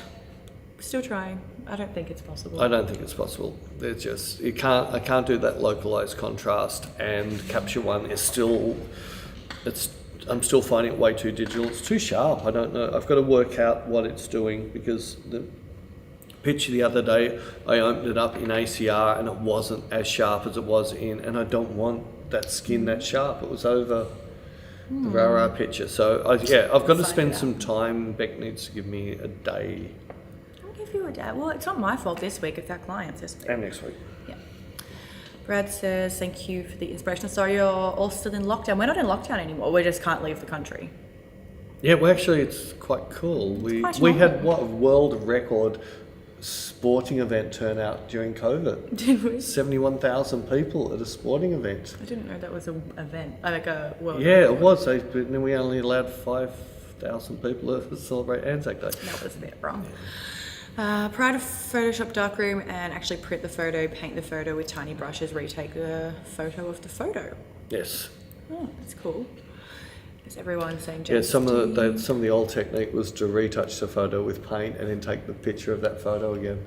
Oh my gosh, I had no idea.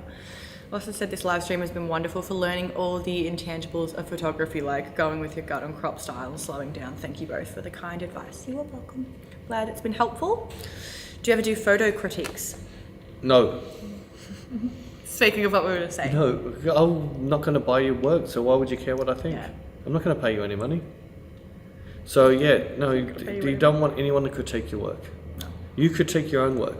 Look at your favourite work, put your pictures up with it, say, am I there yet? And if you're not, go out and shoot some more shit till you get there. Yes. Just seriously, you know your style. Nobody else can tell you what to do with your style. It's so important that you... Some people sort of want this, comfort blanket that someone has said, oh, that picture's good. Yeah. If that person's never going to buy your picture, how are you ever going to make a living off that? Whereas if you understand your look and you take photos to please yourself, there'll be somebody else in the world that hopefully has the same feelings and thoughts that you have. And even if you only can pick up 1% of the world, 1% of how many billion, it's still going to make you good money. It's just going to be harder to find them. There's 1% of 1 billion. Well, more than a billion. There's a billion in India, isn't there? Yeah. Or 3. Anyway, that doesn't matter. Okay. Maths is not Beck's highest point in life. Lauren says he's noticed the dehaze tool creates a halo. Not entirely sure what it does technically to images, but sometimes it works, sometimes not. But makes skin blotchy though. Yeah. Is that dehaze? Is dehaze in Capture One? I think that's what he means. So it's a dehaze in ACR, and it definitely does create a halo, but you've got to be careful because it will blotch skin badly. What was the other thing you said about ACR? Was it? Oh, what's it? It was some product that you said the highlight warning. Someone asked about that. No, that was the highlight warning in ACR, and Lightroom is completely wrong. Don't go by it. It is when you see the red come up, you have overcooked that picture by about 2 stops. Okay. And David said, we all know Peter doesn't like to much to shoot men, but it'd be interesting to watch him doing it. We've got the one with Jackson. It's not like I don't like shooting men, it's just that men won't... men have got hang-ups. Men are horrible to shoot because they're so insecure. Yeah, even I know trying to get nice photos with my boyfriend is impossible. I thought you were going to say for me the other day. Well, that was hard as well, but that was partially due to me. Partially due to you hating him, but even trying to get a nice photo with my boyfriend, and I told him one time that he doesn't smile, thanks to what you say about shooting kids, never tell kids to smile for photos because they do this stupid face, and that lives with them for the rest of their life. And he does, he doesn't smile how he normally smiles, and he goes like do it normally. Oh, you telling me I don't look good in photos? I'm like, I'm not telling you don't look good in photos. I'm saying just smile how you normally would. Anyway, that's my The worst thing for anybody who's going to have kids or has kids, never tell the kids to smile. Yeah. Because all they'll do is grit their teeth. They won't look happy, they'll look gritty. And that will sit with them for the rest of their life. It does. I'll get you one. You're after me questions first. I will ask you one before I skedaddle. So... But we could do something for YouTube with a guy. With what? With a guy. Yeah, no. We could. Oh, Jackson's not around. Oh, that's true. If Dave, we'll contact Dave. If Dave's around, that'd be a good one because Dave was a really good model to work with. Cool. But you need to put that in your list. I will. If Ansel Adams had a digital camera and Photoshop, do you think he would have developed the zone system? Yeah, because I think that was in his eyes. If he had a digital camera, he would... If he had it before he started photographing, I don't know. It's like anything. Everybody looks at their processes differently. So I find that light meters work fine with film cameras and flash. But for me with digital, I find it so much quicker just to be tethered and have my warnings turned on because I'm seeing a visual, not just numbers. And the perfect example is if you're perfectly exposed to a light meter, a white shirt will be overexposed. So that's useless to me. In the fashion industry, it means that my exposure is going to be cooking anybody who's wearing white. With the mirrorless now, I have this thing called zebraing, and it's perfect. I set it to 100 plus. It lets me know straight away. So I tend to expose to the right and push as far as I can without clip my subject, so I have the most detail in my blacks. And who knows, if Ansel Adams had that technology, maybe that's how he would light. There's a really cool street photographer, landscape street photographer, so it's more a landscape photographer that shoots building and street, it's not architectural, and his whole thing is he doesn't want anything to clip in the highlights. He's 100% happy for his blacks to go black as, and his photos are to die for, and he just uses the zebra. Once he's turned off the zebra, he's got his exposure no matter how dark the blacks have gone. Excuse me. Jerry said, after we were talking about the tequila, he said, do you frequent Mexico? If so, whereabouts? And Austin said, right near the Mexican border, and I very much recognize that blue and white tequila. It's the morning headache in a bottle. Well, yeah. What do you take under consideration when choosing background color? If they're talking about in the studio background, just make sure it doesn't clash. So I'm looking at color families.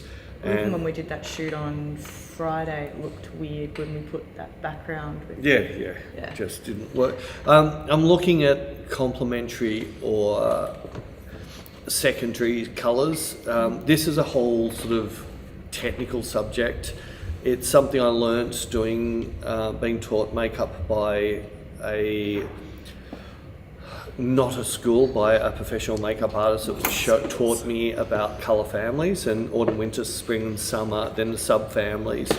Then once you understand all of that, it becomes so much easier to look at this colour will make Beck sick, this orange will make her look sick, but this orange, she now looks healthy. So everybody has a family. Winter, aren't I? Sorry, Is that you're a them winter. Yeah. So, and the one person that I did see do a really good thing on colour and complementary colours is Jay Hicks. So Jay Hicks, he does a lot of gel work. And I think he did a thing with RGG, and I think they're called Pro Ed now. Jay Hicks has most likely got it on his webpage, but he also understands colour families about complementary and that, and it's really, if you can learn that a bit, it makes it, if that girl's got this yellow dress, she can't be next to this red wall. So I think that's what he's talking about, the colour. Warren's been tempted to buy a bottle of that Mitch's whiskey. Yeah, amazing. Yeah, I highly recommend it. It's American whiskey, so it's more a bourbon. Absolutely beautiful, just on ice. Yeah, absolutely love that. Elijah Craig, though, a fantastic bourbon. Ted said, thank you for the great answer. Everyone's getting hung up on my bar. I know. Everyone always does. It's an impressive bar. Yeah, exactly. Stop falling into the bandwagon. Stop asking people to destroy your work with their opinions. Do you think Burger King asks people what they think of their burgers? If they did, they would be out of business. I had Burger King for dinner on Friday. It was good. Cheesy bacon fries. You reckon In-N-Out's good? In-N-Out is disgusting. It was terrible. Those fries were just like soggy crap. The fries aren't great, right. but the burgers. Two mouthfuls of the burger, and I just want to get a toothbrush out and do the anorexic thing. Yeah, that's great. So I miss In-N-Out. I can't wait till we can go eat more of it. And I just said yes. I think you mean I can't remember what it was relating to. Made my own. I apply as a layer and capture one because I don't like the built-in one. I don't know what we were talking about. Oh, right. Do you remember what we were talking about? I think so. Okay. And no, we have not had a chance to shoot with the Fuji. This was asked a little. This gets asked every single. It does, but it was asked before. But it's more that Peter is happy shooting with what he's shooting with at the moment, and he hasn't had the opportunity to shoot with one, basically. Yeah. Didn't you get a man into a woman's magazine for the first time in Australia? From Dan? No, I got a woman into a man's magazine. A woman into a woman's magazine. Yeah. So Yeah, it was not meant a man. So there was normally the man. So we had, centerfold. there's a Clio. Clio was, I don't know if they're still going. I don't Don't think they're going. Don't flick over. I don't know if they're still going, but Clio would have a centerfold, and they had people like some of the old Aussie icons doing like implied nude centerfolds, and all their centerfolds were always males. I'm just going to double click on it. On her boobs are out. Can you get? If I drag that over that, that hides the boobs, and now There's no other boobs in there. no, because there's no boobs yeah, there, okay. no boobs there. Okay. So I shot this lovely Tia. It's a plus size model, a pin-up model. I shot her, and except for the black and white picture, it was unretouched, straight out of camera for a women's centerfold. And it was the first ever woman centerfold in that magazine. It's pretty cool. Flick back. Anyway, I'll flick flick back. Yeah. So things like that, yeah. I was pretty happy to be able to put a female into the men's centerfold section. Yeah, is there a good makeup textbook or Bible that you would recommend?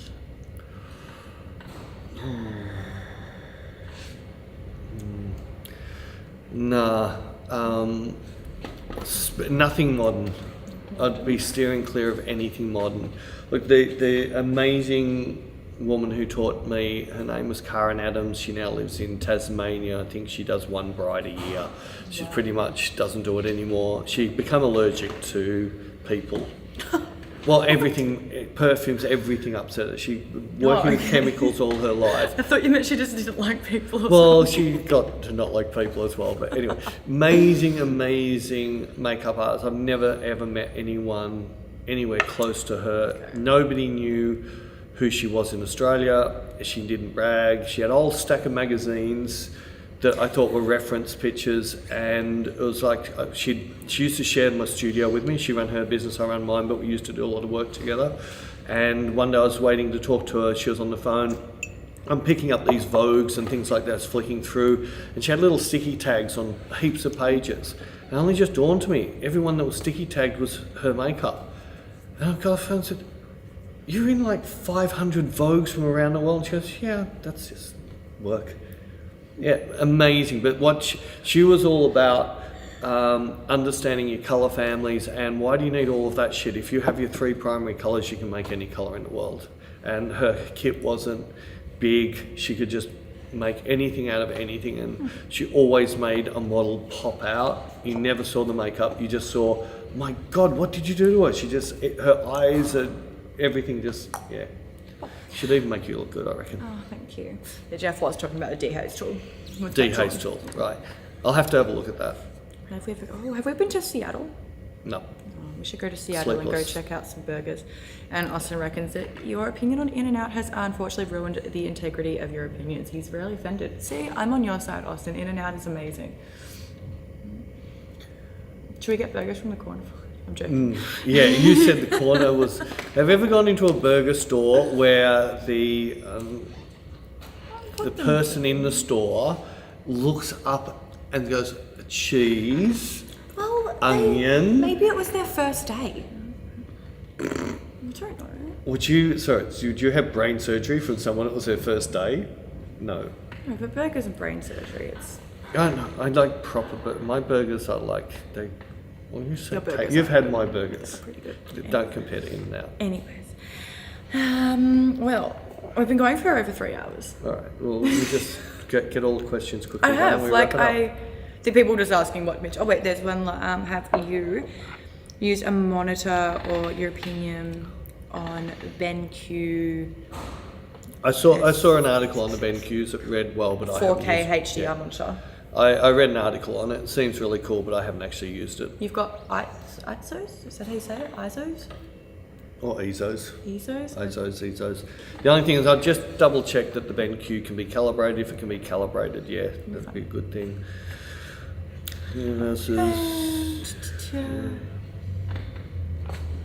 Next live stream in the kitchen talking about pizza, burgers, wine was yes, that is. Yeah, well, because we have to do one for Europe, which means we have to start it after 6 o'clock at night. So which we know the majority of you guys are in America, so it might be a bad time for you guys, but you can watch it later. We did steak tacos last time, but we'll have to do... Should we do this time? We'll do burgers? Or could we do... The problem is I've got to go outside to cook the burger. Oh, okay. I've got to do something I can cook in... We can do tacos again. I could do... I could follow with a gimbal. Oh no, because Oh yeah, the cable could. I don't know. We'll sort out something. We'll figure it out. Figure outs. Figure it out. And We do fish tacos. yum, they were so good.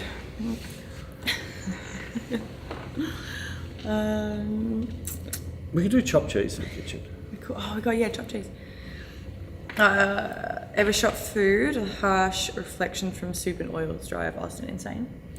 Food, yeah. I used to do some work for a couple of companies, but didn't have any problems. A lot of the foods I was shooting with oils weren't the problems. We were using lots of breads and things like that.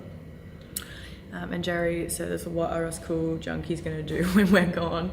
You can go watch our other old videos. There's a live stream that also goes for another 3 hours. if you can't sleep. If you're not sick of our voices yet. Or if you want to see some really, really bad stuff. No, well, you could go back.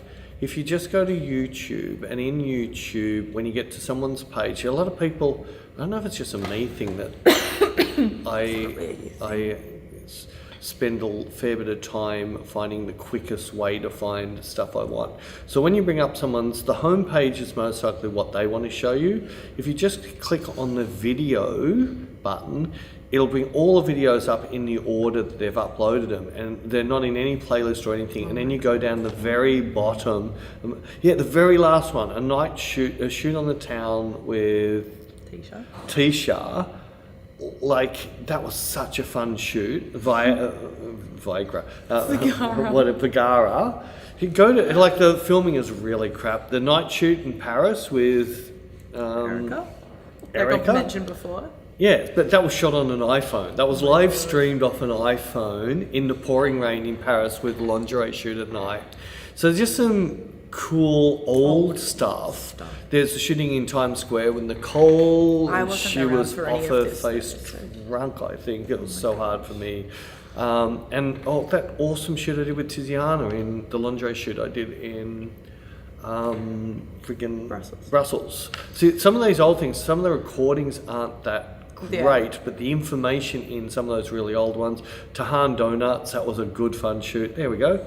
Rara night shoot. Oh, okay, this that. Yeah. Yeah. So there is some, go to the very end old shit. That's going to be more enjoyable. Everybody sees the today's. Everyone sees today's stuff. I'm not in any of the old ones. I'm really sorry to disappoint you. Oh, It's all about me. It's all about you. So if we wrap you got the last Yeah, I'm questions. just double checking. Everyone's saying thank you. We rock. Good night. Thank you for watching. We're glad that you enjoyed this and you guys learnt stuff and like us. And once this is over, you can still ask questions below if you didn't think. And I'll try in anything that we can remember we said with links. We've got to find that iPhone thing. Definitely going to put the link to that. The Nick Knight thing? No, the iPhone. The guy doing video on the iPhone, I was really blew me away. Okay, we can find that. Okay. Beck, do you like modelling or photography better? I definitely like modelling better. I got really scared of being a photographer after shooting Peter, but she likes drinking the best. Yes. And when are we coming to Dallas/Fort Worth, Texas? We will be coming to Texas as soon as we can get out. We were supposed to be there last year because we were going to do Formula One, do a workshop, and then go to Mexico and do a workshop and watch Formula One because it was right. But then this horrible disease came out, and the beer disease. Oh yeah, did we say it was Austin last year or did we say Dallas? No, we're going to Austin. Austin, okay. Yeah, we're going to go to Austin. That's right. We could decide. Because they're supposed to have the best barbecue. It's supposed to be better barbecue in Austin than Dallas, I was told. Okay. That should stir you. We'll be in Texas regardless. And Dan says never stop making those 1 to 2 minute snappy fashion videos. They're great to watch. Yeah, they just take a bit of time for me to edit. It's more writing the music. I can lose a day and a half just writing the music. I'm just really crap at that. But yeah, I've got like 15 on the that I have to do. Yeah. You do. Alright, I think I might need to, I think there's one last one. When you make your editorials and then sell them to magazines, do you hire a writer to write copy to go along with the article? No, not really. Most of the high-end fashion really don't need that much writing to do with it. The writing is normally a blurb about the gear that like clothing. It's not so much about a story. If I was doing stuff, a lot of stuff, I'm doing stuff for photographic magazines, I just say to them, look, I'm really crap at writing. I'll just send you a blurb and you can just copyright it to the crap. You can write whatever you like. This is the essence of it. If you write it the way that's going to most appreciate your viewers, like Normal Magazine and Swan Magazine and those, we just gave them sort of an overview of it and then they wrote it properly. Yes, exactly. But yeah, like Beck's great at English, I'm terrible at English, but even then, Beck, you wouldn't feel confident writing for a magazine a story. Oh, I'm not, by no means am I like great at writing literature, but you can read. I can read and write. And spell. I know grammar and stuff. I can't do any of the above. Well, I can't do maths and taxes. Yeah, see, Austin has the world's best barbecue. See, I was told, even Daniel Ricciardo actually went down to the barbecue pits before the F1 to get some food, after qualifying or something. He said it's the best barbecue in the world. Okay, wow. Speaking of barbecue, I'm pretty hungry. I don't know what I'm going to have for lunch. Maybe I want pizza. We'll decide that. Anyway, I thought you'd say friggin' hamburgers. Anyway, we are going to go. So thank you guys for joining us and thank you for all your lovely comments and for joining in from all over the world, and we will see you guys soon. If I've missed your question or if you have any more questions, drop them in the comments or send us an email, and we'll see you guys soon. I can't do the clip because then I've got to go finish, so we'll just bye.